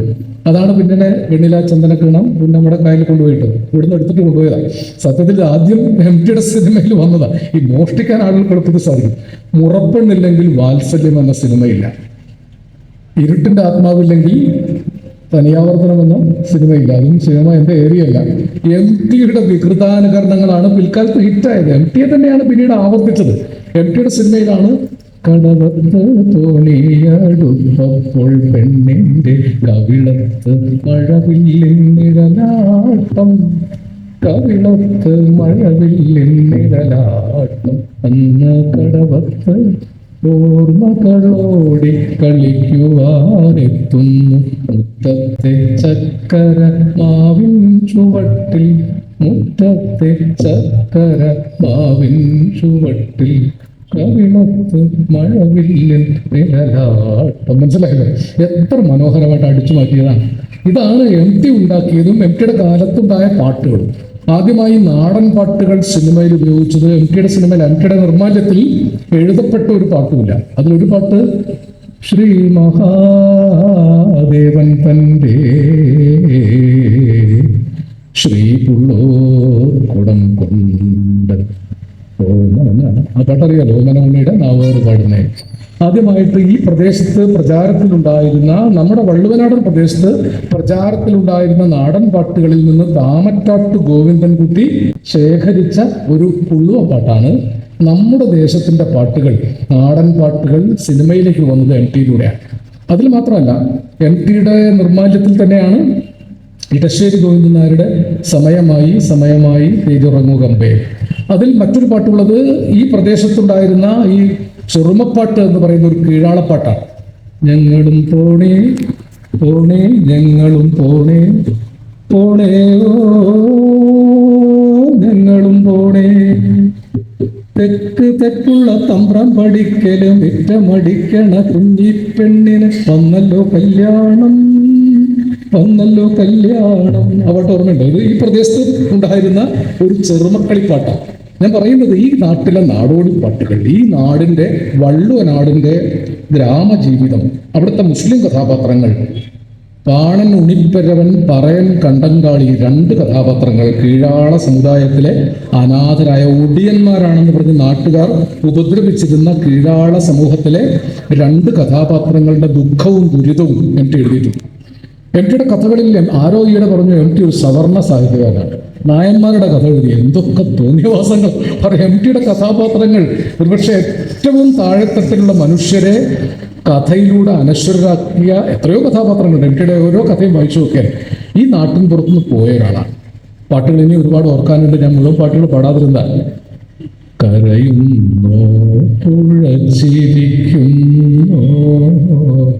കരയുന്നോ പുഴ ചിരിക്കുന്നോ, കണ്ണീരുമൊലിപ്പിച്ച് കൈവഴികൾ പിരിയുമ്പോൾ, കരയുന്നോ പുഴ ചിരിക്കുന്നോ, കരയുന്നോ പുഴ ചിരിക്കുന്നോ. അത് മുറപ്പെണ്ണിലെ പാട്ടാണ്. മുറപ്പെണ്ണില്ല. കുന്നത്തൊരു കാവുണ്ട്, കാവിനകത്തൊരു മരമുണ്ട്, മരത്തിൽ നിറയെ പൂവുണ്ട്, പൂ പറിക്കാൻ പോരാമോ പൂങ്കുയിലെ പെണ്ണാളെ. ഡാഡി മമ്മി വീട്ടിലില്ല എന്ന പാട്ടിന്റെ ആദ്യ രൂപം അതിലാണ്. അച്ഛൻ കാവല് പോയാല്, അമ്മ വിരുന്നും പോയാല് ആടിപ്പാടാം പോരാൻ ഞാൻ പൂങ്കുയിലെ പുന്നാരെ. അത് ആ കാലത്തുള്ളൊരു നാടൻപാട്ട്. അതാ പിന്നെ ഡാഡി മമ്മി വീട്ടിലില്ല എന്ന് പറയുന്നത് വേറെ പുതിയ ഭാഷയിലാക്കിയെന്നേ ഉള്ളൂ. MT വിത്തിട്ടതാണ് ആധുനിക മലയാള സാഹിത്യം, ആധുനിക മലയാള സിനിമ, ഒരർത്ഥത്തിൽ ആധുനിക മലയാള നാടകം, ആധുനിക മലയാള പത്രപ്രവർത്തനം, ആധുനിക മലയാള സഞ്ചാര സാഹിത്യം. ആൾക്കൂട്ടത്തിൽ തനിയെ എന്നൊരു സഞ്ചാര സാഹിത്യ കൃതിയാണ് ഒരുപക്ഷെ SKക്ക് ശേഷം ഈ മാർക്കസ് എന്ന എഴുത്തുകാരനെ മലയാളിയെ പരിചയപ്പെടുത്തിയത്. ആൾക്കൂട്ടത്തിൽ തനിയെ എന്ന യാത്രാവിവരണ ഗ്രന്ഥമാണ് 60കളിൽ. അത്ഭുതമാണ് ആ മനുഷ്യൻ ചെയ്തത് മുഴുവൻ. ഏറ്റവും താഴെത്തട്ടിലുള്ള മനുഷ്യരോട് ഹൃദയം ചേർത്ത് വെച്ച ഒരാളാണ്. MTയെക്കുറിച്ച് പറഞ്ഞാൽ തീരുകയില്ല. എത്രയോ ആ കുട്ടികളെ ആരും അറിയാതെ പഠിപ്പിച്ചിരുന്നു. അദ്ദേഹം സ്പോൺസർ ചെയ്ത് എത്രയോ അനാഥ കുട്ടികളെ പഠിപ്പിച്ചിരുന്നു എനിക്കറിയാം. കുതിരവട്ടം മാനസിക രോഗാശുപത്രിയുടെ ഒരു പഴയ കാലം 50 കൊല്ലം മുമ്പ് അവിടെ അതിഭീകരമായൊരവസ്ഥയായിരുന്നു. കിടക്കാൻ പായയില്ല, ഉടുതുണിക്ക് മറുതുണിയില്ല, ഭക്ഷണം കൊടുക്കാൻ നിർത്തിയില്ല. രോഗം മാറിയിട്ടും ആളുകൾ കൊണ്ടുപോകാതെ ചെളിയിലും മലത്തിലും മൂത്രത്തിലും കഴിയേണ്ടി വരുന്ന ഹതഭാഗ്യരായ മനുഷ്യർ. അന്ന് അവിടുത്തെ സൂപ്രണ്ടായിരുന്ന ചെറുപ്പക്കാരൻ, എൻ്റെ സുഹൃത്ത് കവി പൂനൂർ കെ കരുണാകരൻ, നാട്ടുപ്രമാണിമാരുടെ ഒരു യോഗം വിളിച്ചു. ഇതിനൊരു പരിഹാരം ഉണ്ടാക്കണം. പലരും വന്നു. വെറുതെ അദ്ദേഹം MT വിളിച്ചു. MT മനോരോഗികളെ കുറിച്ച് കഥ എഴുതിയ ഒരാളല്ലേ. MT ചെന്നു. ഈ വിഷയങ്ങളൊക്കെ പറഞ്ഞു. എല്ലാവരും പറഞ്ഞു നമുക്ക് കമ്മിറ്റി ഉണ്ടാക്കണം, സർക്കാരിന് അപേക്ഷ കൊടുക്കണം, അങ്ങനെ പലതും പറഞ്ഞു. പക്ഷേ ആരും സഹായിക്കാൻ തയ്യാറായില്ല. പക്ഷേ MT എല്ലാം കഴിഞ്ഞ് പൂനൂർ കെ കരുണാകരനോട് ചോദിച്ചു, ഇതിനൊക്കെ കൂടി എന്ത് വേണ്ടി വരും, എത്ര പണം വേണം? അപ്പൊ അദ്ദേഹം പറഞ്ഞു, കുറെ പണം വേണ്ടി വരും. അദ്ദേഹം പോക്കറ്റിൽ നിന്ന് പേഴ്സ് എടുത്ത് പണം പൂനൂർ പറഞ്ഞില്ല, ഒരു കെട്ട് ആ പേഴ്സിലുണ്ടായിരുന്ന പണം അത്രയും ഏൽപ്പിച്ചു. കരുണാകരൻ വീട്ടിൽ വരും, ബാക്കി ഞാൻ തരാം. വീട്ടിൽ ചെന്നപ്പോൾ ഒരു ചെക്ക് എഴുതി കൊടുത്തു. പൂനൂർ കെ കരുണാകരൻ പറയുന്നത്, അന്ന് ആ ആശുപത്രി സൗകര്യപ്പെടുത്താനും അവിടുത്തെ ബന്ധുക്കൾ കൊണ്ടുപോകാത്ത രോഗികളെ, രോഗം മാറിയവരെ പുനരധിവസിപ്പിക്കാനുമുള്ള മുഴുവൻ പണവും MT കൊടുത്ത ആ തുകയിലുണ്ടായിരുന്നു. ഇങ്ങനെ ഇത് ചെയ്തത് അവർ വെറുതെ മനോരോഗികളെ കുറിച്ച് കഥ എഴുതുക മാത്രമല്ല MT ചെയ്തു, അവർക്ക് ജീവിതം കൊടുക്കാൻ പരിശ്രമിച്ചു. എത്രയോ മനുഷ്യരെ സഹായിച്ചു. ഇപ്പോൾ MT വളരെ മോശക്കാരനാണെന്ന് ഈ സോഷ്യൽ മീഡിയ ഇങ്ങനെ പറഞ്ഞുകൊണ്ടിരിക്കുന്നത്. ഞാനിത് 32 കൊല്ലം അദ്ദേഹത്തിൻ്റെ അടുത്തിരുന്ന ഒരാളാണ്. അദ്ദേഹം സംസാരിക്കും, ചിരിക്കുകയൊക്കെ ചെയ്യും. ഗ്രാമത്തിലെ കഥകൾ പറഞ്ഞാൽ ചെറിയ കുട്ടിയെ പോലെ ചിരിക്കും. നല്ല രസകരമായ കഥകൾ പറയും. തീരെ കേൾക്കാത്ത കഥകൾ. ഞാൻ പിന്നെയാണ് അത് കുമരനെല്ലൂരിലെ കുളങ്ങളിലുണ്ട്. ഒരു സംബന്ധക്കാരൻ മേനോൻ സംബന്ധത്തിന് പോകുമ്പോൾ നായെ കൊണ്ട് റാന്തലുകളൊക്കെ കടിച്ച് പിടിപ്പിച്ചിട്ടാണ് കൊണ്ടുപോയിരുന്നത് എന്നൊക്കെ. അത്തരം നാടൻ കഥകൾ MT ഇനിയും എഴുതാൻ ബാക്കിയുണ്ടായിരുന്നു. കൂടല്ലൂരിൽ ജീവിച്ചു മരിച്ച അച്യുതൻ നായർ എന്ന ഒരു കർഷകനെ കുറിച്ച് ഒരു നോവൽ എഴുതാൻ കഴിഞ്ഞ 20 വർഷമായിട്ട് MT ശ്രമിച്ചിട്ടുണ്ട്. എനിക്കറിയാം, അത് മനസ്സിൽ MT എഴുതിയിരുന്നു. ആ അച്യുതൻ നായർ എൻ്റെ കൂടെ പഠിച്ച രാമരാജന്റെ അച്ഛൻ ഒറ്റയ്ക്ക് കൃഷി ചെയ്ത ഒരാളാണ്. കൃഷി ചെയ്യുകയും കിണർ കുഴിക്കുകയും ഒറ്റയ്ക്കൊരു പുരയിടം ഉണ്ടാക്കുകയും ഒക്കെ ചെയ്ത സ്വയം പര്യാപ്തനായ ഒരു കർഷകൻ. ഈ കർഷക സമരങ്ങളുടെ കാലത്ത് ഒരു വലിയ കർഷക തൊഴിലാളിയുടെ ജീവിത കഥ MT എഴുതണമെന്ന് ആഗ്രഹിച്ചു. പക്ഷെ ആ കഥ ഇനി നമുക്ക് കിട്ടാൻ പോകുന്നില്ല, നോവലിൽ ഒന്നും കിട്ടാൻ പോകുന്നില്ല, അത് നഷ്ടപ്പെട്ടു പോയി. കൂടല്ലൂരിലെ ഇന്ന് നമുക്ക് കൂടല്ലൂരിലെ മാത്രമല്ല കേരളത്തിലെ തേക്ക് സമ്പ്രദായങ്ങൾ, വിത്തുകൾ, കൃഷിരീതികൾ, കുട്ടാടൻ വിതയ്ക്കുക, പൊടിവിത, ഇതൊക്കെ MTയുടെ അസുരത്തിലുണ്ട്. പൊടിവിത നടത്തിയത്, കുട്ടാടൻ വിതച്ചത്, വരമ്പത്തുകൂടി കാളയെ 2 വശത്തുമുള്ള നെൽച്ചെടി കടിക്കാതെ വരമ്പ് കടത്താനുള്ള ഒരു പരിശീലനം. അങ്ങനെ ഒരു പണിയുണ്ട്. ഒരു കർഷകരുടെ മാർക്ക് അപ്പുറത്ത് പോകുന്ന നെൽച്ചെടി കടിക്കാതെ ഒരു കാള എങ്ങനെയാണ് അക്കരത്തിൽ കടത്തുന്നത്, ഈ പാറ്റുന്നത്, കൊഴിക്കുന്നത്. MT സാഹിത്യത്തിലെ ചില വാക്കുകൾ എടുത്താൽ മലയാളത്തിൽ നഷ്ടപ്പെട്ടു പോയ കുറേ വാക്കുകളുണ്ട്. നിഴലും നിലാവും, കൂത്താങ്കീരി കളിക്കുക. കൂത്താങ്കീരി ഒന്നും ഇപ്പോൾ നമ്മുടെ കയ്യിലില്ല. എത്രയോ വാക്കുകൾ നമുക്ക് MTയിൽ നിന്ന് കിട്ടാനുണ്ട്. ഞാൻ വിചാരിക്കുന്നു ഇനിയൊരു കേരളം കടലെടുത്ത് പോയാലും ഒരു പുതിയ കേരളം ഉണ്ടാക്കാനുള്ള മെറ്റീരിയൽ മുഴുവൻ MT വാസുദേവൻ നായർ നമുക്ക് സമ്മാനിച്ചു തന്നിട്ടുണ്ട്. എന്നെ സംബന്ധിച്ച് വ്യക്തിപരമായി എൻ്റെ ഗുരുവും ജ്യേഷ്ഠനും വഴികാട്ടിയുമാണ് നഷ്ടപ്പെട്ടത്. നിർമാല്യം ഷൂട്ടിങ്ങിൻ്റെ കാലത്ത് അദ്ദേഹത്തിൻ്റെ ചുറ്റും നടന്നൊരു കുട്ടിയായിരുന്ന ഞാൻ 10-15 കൊല്ലം അദ്ദേഹത്തിൻ്റെ ഒരു ഭൂതഗണത്തിൽ ഒരാളെ പോലെ അദ്ദേഹത്തിന് വിളിച്ചതും പറഞ്ഞും ചെയ്തു കൊടുക്കാനായി ജീവിച്ചു. മരിക്കുന്നത് വരെ അദ്ദേഹം ആഗ്രഹിച്ചതുപോലെ അദ്ദേഹത്തിൻ്റെ കൂടെ ജീവിക്കാൻ സാധിച്ചു. സന്ദേട്ടം പറഞ്ഞതുപോലെ സ്വകാര്യ നിമിഷങ്ങൾ എത്രയോ ഉണ്ട്, അതൊന്നും ഞാൻ പറയുന്നില്ല. ഇപ്പം എത്രയോ ആളുകൾ MTയും ഞാനും എന്നൊക്കെ പറയുന്നു. എനിക്ക് അങ്ങനെയൊന്നും പറയാൻ ഇപ്പോൾ തോന്നുന്നില്ല. പക്ഷെ MT നമ്മുടേതായിരുന്നു, എൻ്റെ ആയിരുന്നു എന്നാണ് ഞാൻ വിചാരിച്ചത്.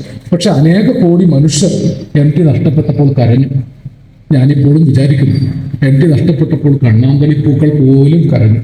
കൂമാൻതോടും കൈതക്കാടും വടക്കേപ്പുഴയും തെക്കേപ്പുഴയും മലമൽക്കാവും ചാത്താനശ്ശേരി പറങ്ങോടൻ കളിച്ച് നടന്ന താലപ്പൊരി പാലയും പറക്കുളം മേച്ചിൽപ്പുറവും താങ്ങിക്കുന്നും മേച്ചിൽപ്പുറത്തെ കണ്ണാന്തളി പൂക്കളും ഇന്നും MT പോയതറിയാതെ അദ്ദേഹത്തെ കാത്തിരിക്കുന്നുണ്ട്. വരും, വരാതിരിക്കില്ല എന്ന് മനുഷ്യർ പ്രതീക്ഷിക്കുന്നു. MTയാണ് അങ്ങനെ ഒരു വരും എന്ന് പറഞ്ഞിട്ട് വരാതിരിക്കില്ല. അത് രണ്ടും നെഗറ്റീവാണ് അല്ലേ? വരും എന്നത് പോസിറ്റീവാണ്, ഇല്ല എന്നത് നെഗറ്റീവാണ്. രണ്ടും ഒന്നാണ്. വരും എന്ന് പറഞ്ഞാലും വരാതിരിക്കില്ല എന്ന് പറഞ്ഞാലും പ്രത്യാശയാണ്. പോസിറ്റീവായും നെഗറ്റീവായും പ്രത്യാശ ഉണ്ടാക്കാമെന്ന് ഭാഷ കൊണ്ട് പഠിപ്പിച്ചാണ്. എനിക്ക് എഴുതിയിട്ടുണ്ട് എന്റെ ഭാഷ ഞാൻ തന്നെ. ഞാൻ ഇല്ലാതായാൽ എന്റെ ഭാഷ പോകും, ഭാഷ ഇല്ലാതായാൽ ഞാനില്ലാതെ. മലയാളിയെ ഭാഷാഭിമാനികളാക്കിയത് എന്റെയാണ്. തുഞ്ചൻ സ്മാരകത്തിന് വേണ്ടി മുതൽക്കൂട്ടി ഇഴന്ന് കാശ് വാങ്ങിയിട്ടാണ് ആ സ്മാരകം കഴിഞ്ഞ് ഞാൻ കണ്ടതാണ്.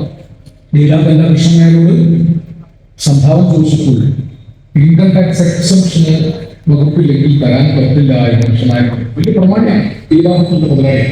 എനിക്ക് ഞാനും കിട്ടിയപ്പോൾ ബോംബെ സ്വീകരണം ഉണ്ടായി. ആ സ്വാഗത സംഘത്തിലെ ചെയർമാൻ നീലാബല്ല കൃഷ്ണനാരായണൻ. കൃഷ്ണനാരായണൻ സെക്രട്ടറി എത്തിയെന്ന് പറഞ്ഞു, ഇന്ന് ബോംബെയിലെ എല്ലാ പൗരപ്രവർത്തകർക്കും ഒരു വിരുന്ന് ഏർപ്പെടുത്തിയിട്ടുണ്ട്. എംപിയുടെ ആദരാർത്ഥം എംപി വരണം. അദ്ദേഹം പറഞ്ഞു കൃഷ്ണനാരായണൻ ഊണ് കഴിക്കാൻ വാസുദേവൻ നായർ വരില്ല. കൃഷ്ണനായർ ജീവിതത്തിൽ പോയിക്കൊള്ളു. അവിടെ വന്ന എല്ലാ ആളുകളെയും അങ്ങനെ ആദരിക്കുന്ന അവസരം രവീന്ദ്രനാഥ് എന്ന് പറയുന്ന എപ്പോഴും സുഹൃത്തും അദ്ദേഹം അന്വേഷിച്ചു എന്താണ് പ്രശ്നം. എനിക്ക് പറഞ്ഞു തുഞ്ചൻ പറമ്പിലേക്ക് സംഭാവന സൗകര്യമില്ലെന്ന് പറഞ്ഞാൽ അയാൾക്ക് ഊണ് കഴിക്കാൻ എനിക്കും സൗകര്യമില്ല. ഇങ്ങനെയൊക്കെ നമ്മൾ അന്ന് വൈകുന്നേരം 5 ലക്ഷത്തിന്റെ ചെറുക്കും കൊണ്ടാണ് കൃഷ്ണനായർ വന്ന് മാപ്പ് പറഞ്ഞ് വിളിച്ചിട്ട് പോയത്. ഇങ്ങനെ പ്രശസ്തി വിറ്റ് ഇറന്ന് പണം ഉണ്ടാക്കിയിട്ടാണ് തുഞ്ചൻ പറമ്പ് എന്ന ലോകോത്തര ഭാഷാ സംസ്കാരം MP വാസുദേവൻ ഉണ്ടാക്കിയത്. അവിടെ വർഗീയവാദികളെ നടത്താൻ മരിക്കുന്നത് പോലെ സംബന്ധിച്ചില്ല. വർഗീയവാദികൾ വാഗ്വാ വിളിച്ച് ചുറ്റും പല ആക്രോശങ്ങളും നടത്തി ഉണ്ടായിരുന്നു. നാളെ എന്താണെന്ന് എനിക്ക് പറയാൻ കഴിയും. MP വാസുദേവൻ പെരുണ്ടാൽ ഒരു വർഗീയവാദിയും ധൈര്യമുണ്ടായിരുന്നില്ല എന്ന് അഭിമാനമാണ് എംപിയുടെ രാഷ്ട്രീയം. മനുഷ്യപക്ഷ രാഷ്ട്രീയം, വർഗീയമല്ലാത്ത രാഷ്ട്രീയം. മനുഷ്യനെ സ്നേഹിച്ച, മനുഷ്യരെ മാത്രം സ്നേഹിച്ച, മനുഷ്യന്റെ ബന്ധുവായ പച്ച മനുഷ്യനായ, ഒരു നാട്യവും കാണിക്കാത്ത, ഭംഗി വാക്ക് പറയാത്ത, ഹിപ്പോക്രസി ശീലമാക്കിയിട്ടില്ലാത്ത താൻ എങ്ങനെയാണോ അങ്ങനെ മാത്രം ലോകത്തിന് മുന്നിൽ വെളിപ്പെട്ട എംപിയുടെ പ്രസിദ്ധമായ ഒരു വാചകം, എന്റെ പരിമിതികളോടുകൂടി മാത്രം എന്നെ സ്നേഹിച്ചാൽ മതി. നിങ്ങൾ സ്നേഹിക്കാൻ വേണ്ടി ഞാൻ പ്രത്യേകിച്ച് ഒന്നും കാട്ടിക്കൊട്ടാൻ പോകുന്നില്ല. എന്റെ പരിമിതികളോടുകൂടി മാത്രം എന്നെ സ്നേഹിച്ചാൽ മതി. മുണ്ടാത്ത എന്നെ സ്നേഹിച്ചാൽ മതി. മുമ്പിൽ എഴുതിക്കൊണ്ട് സ്നേഹിച്ചാൽ മതി. അല്ലാതെ എന്റെ മുമ്പില്ല. അഹങ്കാരിയാണ്. എന്റെ ആദ്യവാദിയെ ഉപയോഗിച്ചു പറഞ്ഞാൽ വേറെ കഥയാണ്. പറയുന്നില്ല. ഇതൊക്കെ ചരിത്രം മറുപടി കൊടുക്കും. അദ്ദേഹം ആരാകുന്നു എന്ന് അദ്ദേഹത്തിന്റെ കൃതികൾ ലോകത്തോട് പറയും. 91 വയസ്സിൽ കോടിക്കണക്കിന് മനുഷ്യർ അങ്ങേയറ്റം സുഖിക്കുന്നു. അന്ന് വരണമെന്ന് ആഗ്രഹിക്കുന്നു. അന്നില്ലാത്ത ലോകത്തിൽ അനാഥരായി പോയി വിചാരിക്കുന്നു. സംസ്കാരത്തിന്റെയും മാനവികതയുടെയും വംശവൃക്ഷം വീഴുകയും ഭാഷയുടെയും സംസ്കാരത്തിന്റെയും മാനവികതയുടെയും വംശവൃക്ഷം വീഴുകയും അദ്ദേഹത്തിന് പകരം ഓരോരുത്തരും പരിശ്രമിക്കുമ്പോഴാണ് എംപിയുടെ ജീവിതം സമാപ്തമാകുന്നത്. ഗീതാഞ്ജലിയുടെ ഒരു ഗീതം എംപിക്ക് സമർപ്പിച്ചുകൊണ്ട് ഞാൻ എന്റെ ഭാഷണം അവസാനിപ്പിക്കാൻ ടാഗോർ എഴുതി ജി ശബ്ദത്തിന്റെ പരിഭാഷപ്പെടുത്തിയ ഒരു ഗീതമാണ്. എനിക്ക് പറ്റുന്ന ഗീതം. ഇപ്പോഴെല്ലാം കുഴപ്പമൊന്നും പൂർണ്ണമായില്ലെങ്കിൽ ഈ ജീവിതത്തിന്റെ പൂജയൊന്നും വ്യർത്ഥമായില്ല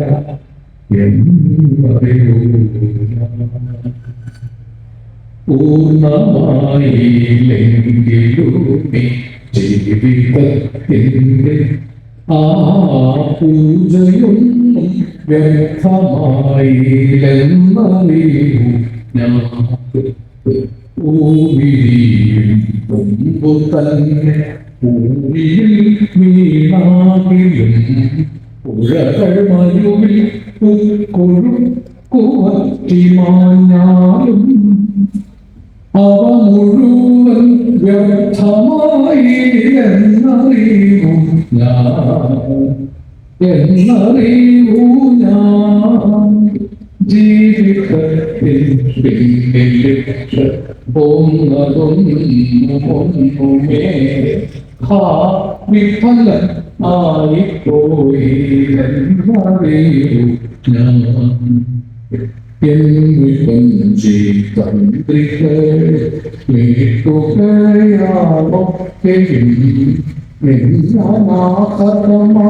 അനാഗതകാല സംഗീതം ഒന്നും വ്യർത്ഥമായി എന്നറിയൂ ഞാൻ ജീവിതത്തിൽ പിന്നിട്ട് ഒന്നുമേ വിഫലമായി പോയില്ല എന്നറിയൂ. ചെയ്തതൊന്നും വിഫലമാവാത്ത, ചെയ്തതൊക്കെ സഫലമായ, അപൂർണമാകുമ്പോഴും പൂർണ്ണമായ ഒരു സമ്പൂർണ്ണ എഴുത്തുകാരന്റെ ജീവിതമാണ് എന്റെ ജീവിച്ചു തീർത്തത്. അത് വരും തലമുറയ്ക്ക് പാഠപുസ്തകമാണ്. എഴുതാൻ ആഗ്രഹിക്കുന്നവർ, എഴുത്തുകാരനാകാൻ ആഗ്രഹിക്കുന്നവർ പഠിക്കേണ്ട ഒരു പാഠപുസ്തകമാണ് എന്റെ ജീവിതവും എന്റെ സാഹിത്യവും. പെരുമാറിനെപ്പോഴാണ് എഴുത്തുകാരനെ ഇവർക്ക് എഴുത്തിൽ താല്പര്യം പാടില്ല. അവർക്ക് എന്നും വരാനിരിക്കുന്ന കുട്ടികൾക്ക് എപ്പോഴും പറഞ്ഞ് അവസാനിപ്പിക്കാം. ബാലസമാജം എന്ന കുഞ്ചപ്പള്ളിയുടെ ഒരു ഗ്രൂപ്പ് ഉണ്ടാക്കില്ല. ചെറിയ കുട്ടികളുടെ കഥ എനിക്ക് തിരുത്തിക്കൊടുക്കും. ഞാൻ എഴുതിയിട്ടുള്ളത് 8 വയസ്സിലും 9 വയസ്സിലൊക്കെ കഥ എഴുതിയ കുട്ടികളെ എനിക്ക് തന്നെ തിരുത്തിക്കൊടുക്കും. ശിലാലിഖിതം എന്ന കഥയിൽ ഗ്രാമത്തിൽ ഉറങ്ങത്തിൽ നിന്ന് മരിക്കാൻ കിടക്കുന്ന ഒരു സ്ത്രീയെ ഗ്രാമം തിരിഞ്ഞു നോക്കാത്ത കഥയാണ്. അതിൽ ഒരു കുട്ടിയാണ്, നഗരത്തിൽ നിന്ന് വന്ന ഒരു കോൺവെന്റ് കുട്ടിയാണ് ചോരയിൽ വെള്ളം കൊണ്ടുപോയി കൊടുക്കുന്നത്. മാനുഷികത വരും തലമുറയിൽ ശക്തിപ്പെട്ടു വരും. ജാതി മതാതീതമായി മനുഷ്യസ്നേഹത്തിന്റെ തലമുറ ഇനിയും വളർന്നു വരുമെന്ന് വിശ്വസിച്ചിട്ടാണ് എത്തിപ്പോയത്. ഞാൻ എനിക്ക് വിശ്വസിക്കുന്നു. വരും, വരാതിരിക്കില്ല. മനുഷ്യത്വം, നന്മ, സ്നേഹം, സമത്വം അവരുടെ വാക്കുകളിൽ മറ്റൊരാൾ സംഗീതം പോലെ ആസ്വദിക്കുന്ന കാലം വരും, വരാതിരിക്കില്ല.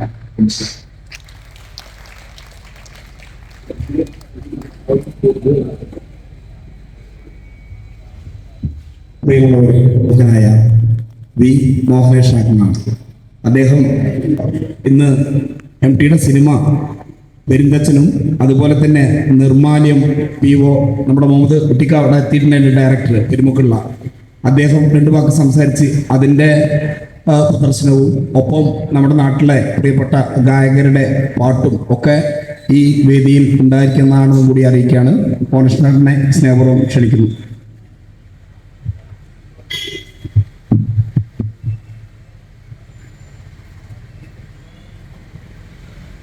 ബഹുമാനപ്പെട്ട നന്ദേട്ടൻ, പ്രിയപ്പെട്ട ലീലാകൃഷ്ണൻ, അജയ് ഘോഷ്, ഷീല ടീച്ചർ, ജയരാജൻ, മുഹമ്മദ് കുട്ടി, പിന്നെ സദസ്സിലും എനിക്കറിയാവുന്ന പരിചിതരായ ഒട്ടേറെ ആൾക്കാരുണ്ട്. രാജേട്ടൻ്റെ, കൃഷ്ണദാസുണ്ട്, നമ്മുടെ നിർമാല്യത്തിലെ ഈ നാട്ടിലെ ഒരു നടനായ ഉണ്ണിമാധവൻ ഉണ്ടായിരുന്നു. പിന്നെ അങ്ങനെ പലരും ഉണ്ട്. എല്ലാവരും പേരെടുത്ത് പറയേണ്ട ആൾക്കാർ തന്നെയാണ്. എല്ലാവർക്കും നമസ്കാരം. ഞാൻ ആലോചിച്ചൊരു കാര്യം, ഈ മൂക്കുതലയിൽ ആരായിരിക്കും അല്ലെങ്കിൽ എങ്ങനെയായിരിക്കും ഒരു MT അനുസ്മരണം നടത്തുക എന്നുള്ളതായിരുന്നു. അങ്ങനെ ആലോചിച്ചിരിക്കുമ്പോൾ തന്നെ മൂക്കാസയുടെ നേതൃത്വത്തിൽ അത്തരം ഒരു പരിപാടി അനൗൺസ് ചെയ്ത് കണ്ടപ്പോൾ വളരെ സന്തോഷം തോന്നി. കാരണം മൂക്കുതല എന്തുകൊണ്ടും MTയെ അനുസ്മരിക്കേണ്ട ഒരു സ്ഥലമാണ്. അത് ഇതിനു മുമ്പ് പറഞ്ഞവർക്ക് നിങ്ങൾക്കും അറിയാം, ഇതിനു മുമ്പ് സംസാരിച്ചവരൊക്കെ അത് വിശദാക്കിയിട്ട്. കേരളത്തിൽ അങ്ങോളം ഇങ്ങോളം MT ഇപ്പോൾ അനുസ്മരിക്കപ്പെട്ടുകൊണ്ടിരിക്കുകയാണ്.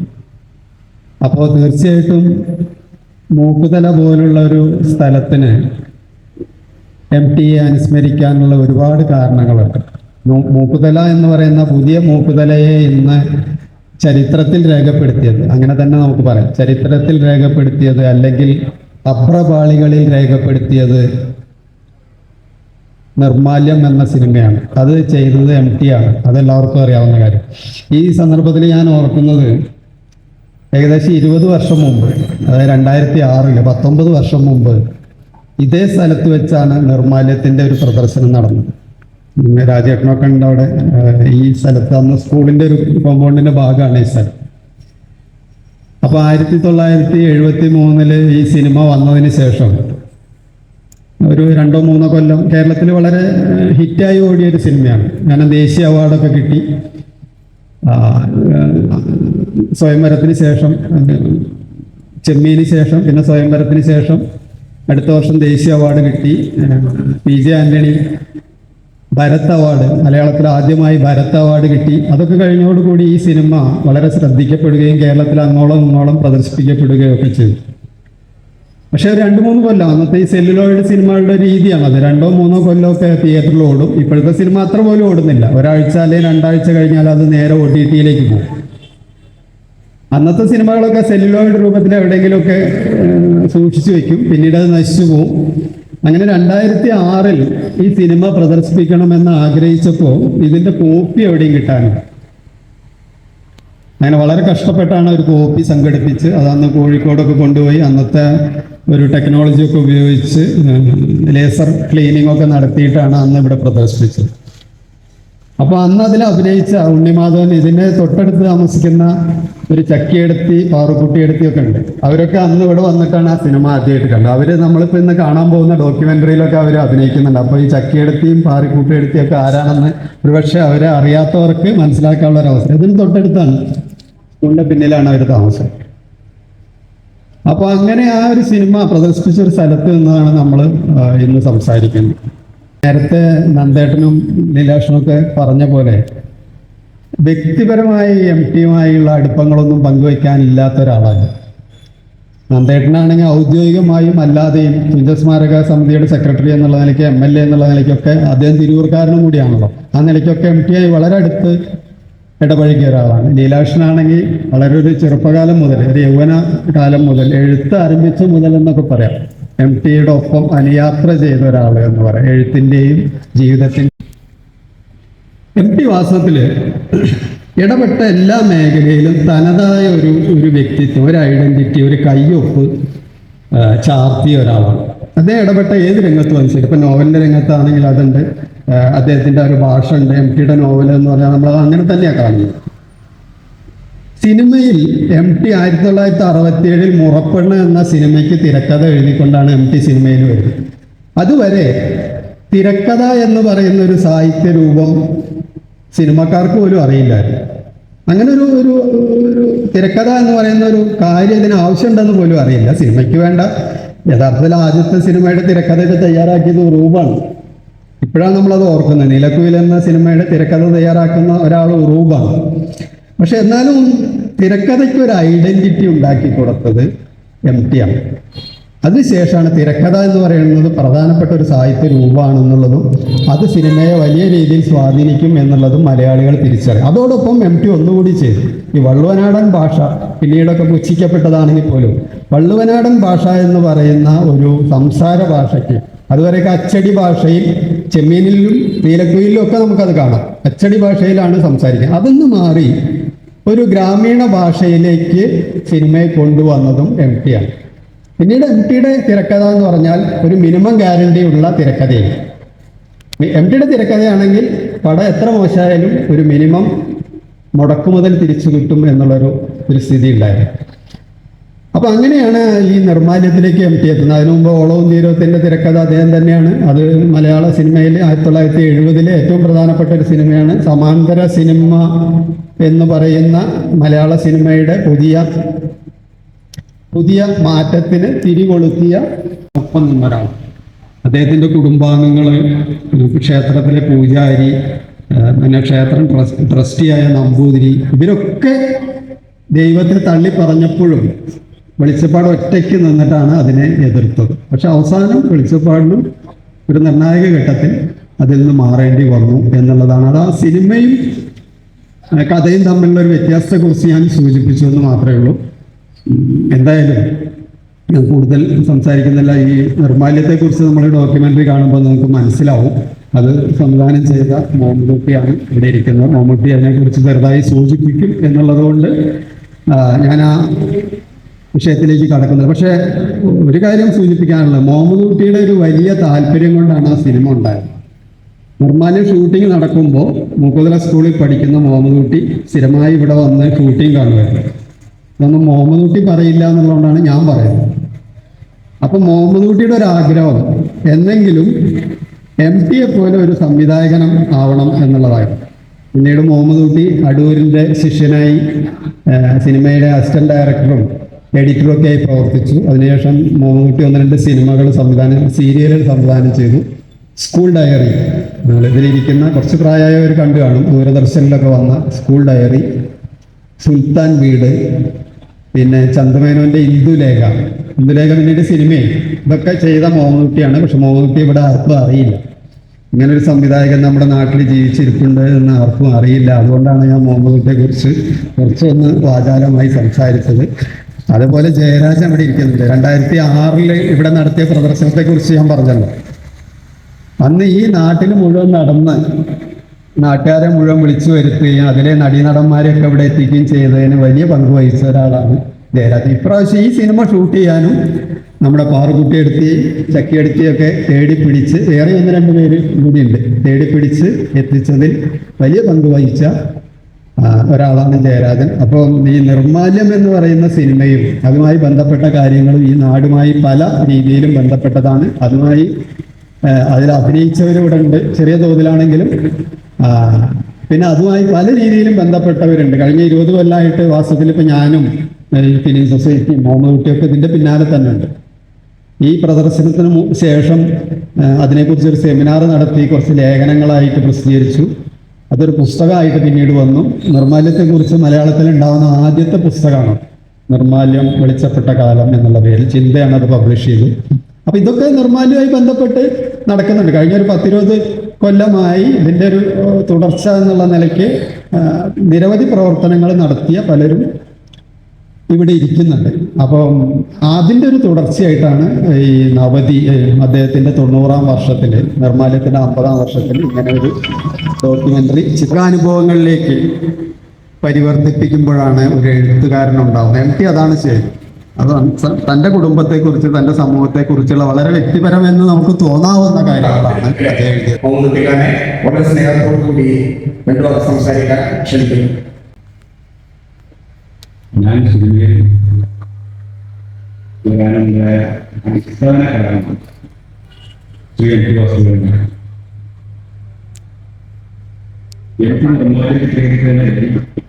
മൂക്കിലേക്ക് വന്നിട്ടായിരുന്നു ഒരിക്കലും സിനിമയെ എത്തിപ്പെട്ടില്ലായിരുന്നു. ഞാനന്ന് മുക്കുന്ദ ഹൈസ്കൂളിൽ പഠിക്കുകയായിരുന്നു. ഷൂട്ടിംഗ് ആദ്യമായിട്ട് കാണുകയായിരുന്നു. സ്കൂളിലൊന്നും പോകാതെ വാ വിളിച്ച് നിന്ന് ഷൂട്ടിംഗ് കണ്ടു തന്നത് MT പോലെ എല്ലാവരെയും നിയന്ത്രിക്കുന്ന സംഘത്തലവനാണെന്ന് എൻ്റെ കൊച്ചു മനസ്സിൽ ഒരു മോഹം വളർത്തുകയായിരുന്നു. ഷൂട്ടിങ്ങൊക്കെ കഴിഞ്ഞ് MT സംഘവും കെട്ടുകെട്ടിയിട്ടും ഞാൻ MT വിട്ടില്ല. എങ്ങനെയൊക്കെയോ അദ്ദേഹത്തിൻ്റെ അഡ്രസ് തേടി പിടിച്ച് കോഴിക്കോട് നടക്കാവിൽ കൊട്ടാരം കൊടുക്കുന്ന അദ്ദേഹത്തിൻ്റെ വീട്ടിൽ ചെന്നെങ്കിലും അദ്ദേഹത്തെ കാണാൻ സാധിച്ചില്ല.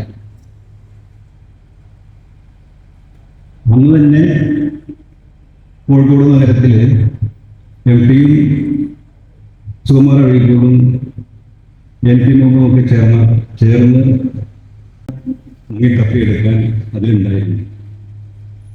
ആ മഹാനുഭാവന്റെ ഓർമ്മകൾക്ക് മുമ്പിൽ പ്രണാമിച്ചുകൊണ്ട് നിർത്തട്ടെ. നമസ്കാരം. നമ്മുടെ ഉദ്ഘാടന സെക്ഷൻ അവസാനിക്കുകയാണ്. നമ്മുടെ ഈ പരിപാടി സംഘാടക സമിതി രൂപീകരിച്ചതിന് ശേഷം നമ്മുടെ നാട്ടിലെ ഈ സാഹിത്യ സാംസ്കാരിക മേഖലയിൽ ഉൾപ്പെട്ടിട്ടുള്ള ആളുകൾ ഒക്കെ ചേർത്തിട്ട് നമ്മളൊരു 10-200 ആളുള്ള ഗ്രൂപ്പ് ഉണ്ടാക്കിയിട്ടുണ്ടായിരുന്നു. ആ ഗ്രൂപ്പിനെ കഴിഞ്ഞ ദിവസങ്ങളിലെല്ലാം തന്നെ വളരെ സജീവതയോടുകൂടി അതിൻ്റെ ചർച്ചകൾ, നിർമ്മാല്യം ചർച്ച നടന്നു. MT പുസ്തകങ്ങളെ കുറിച്ചുള്ള ചർച്ച നടന്നു. അതിനുശേഷം MTയുടെ ഒരു 3 സിനിമ എടുത്ത് അതൊക്കെ ചർച്ച നടക്കുമ്പോൾ ആ ചർച്ചയിൽ വളരെ ഈ എല്ലാ മേഖലകളിലും വളരെ കൃത്യതയോടുകൂടി ഇടപെടുന്ന ഒരു വ്യക്തി എന്ന നിലയ്ക്ക് ഇടപെട്ട ഒരു മനുഷ്യനാണ് നമ്മുടെ ജയരാജേട്ടൻ. ജയരാജേട്ടൻ നേരത്തെ ഇതിനു മുമ്പ് നടന്ന പരിപാടികളിലൊക്കെ തന്നെ പല രീതിയിലുള്ള സംഘടന പ്രവർത്തനങ്ങൾ ഇടപെട്ടിട്ടുള്ളതൊക്കെ പറഞ്ഞിട്ടുണ്ട്. അപ്പൊ അദ്ദേഹത്തിന് ഒരുപാട് പറയാനുണ്ടെങ്കിലും നമുക്ക് ഇപ്പോൾ ഉള്ള ഒരു സമയപരിമിതി ഇവിടെ ഉണ്ട്. അപ്പൊ അതിനകത്ത് അദ്ദേഹം ചുരുങ്ങിയ വാക്കുകളിൽ സംസാരിക്കും. അതിനുശേഷം അപ്പോഴേക്കും നമ്മുടെ സിനിമ സെറ്റ് ചെയ്യും. നന്ദി കൂടി പ്രകാശിപ്പിക്കുന്നതിന് വേണ്ടി ജയരാജനെ വളരെ സ്നേഹത്തോടു കൂടി ക്ഷണിക്കുന്നു.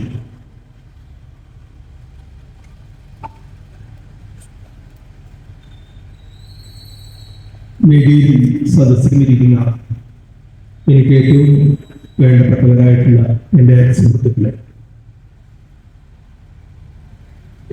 അതേക്കുറിച്ച് പറഞ്ഞതുപോലെ ഞാൻ വളരെ ചുരുക്കി 2-3 വാക്കുകളിൽ അവസാനിപ്പിക്കാവുന്ന രീതിയിലാണ് ഉദ്ദേശിച്ചത്. ഒരുപാട് കാര്യങ്ങൾ എനിക്ക് സൂചിപ്പിക്കാനുണ്ട്. അത് ഒരു കഴിഞ്ഞ ചർച്ചയിലൂടെയൊക്കെ ഞാൻ സൂചിപ്പിച്ചതാണ്, ഓൺലൈനായിട്ടുള്ള ചർച്ചയിലൂടെ.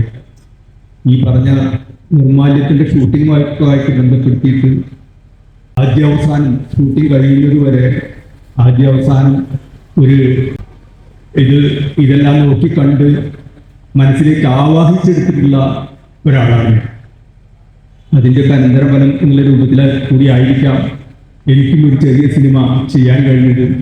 എൻ്റെ തന്നെ ഒരു കവിതയെ ആസ്പദമാക്കിയിട്ട്, കുംഭമഴ എന്നുള്ളൊരു കവിതയെ ആസ്പദമാക്കിയിട്ട് ഒരു ഡോക്സ് ഫിക്ഷനിലേക്ക് ചെയ്യാൻ പറ്റും. അതിനും നന്ദി പറയേണ്ടത് MTയോടാണ്, നിർമ്മാല്യത്തോടാണ്. അതുകൊണ്ട് തന്നെ ഞാൻ എൻ്റെ വാക്കുകൾ നീട്ടിക്കൊണ്ടൊന്നുമില്ല. MP എന്ന മനുഷ്യൻ നേരത്തെ പലരും സൂചിപ്പിച്ചതുപോലെ അധികം സംസാരിക്കാറില്ല. ആ മൂകതയാണ് അദ്ദേഹത്തിൻ്റെ കഥാപാത്രങ്ങളിലൂടെ ശക്തി ആർജിച്ച്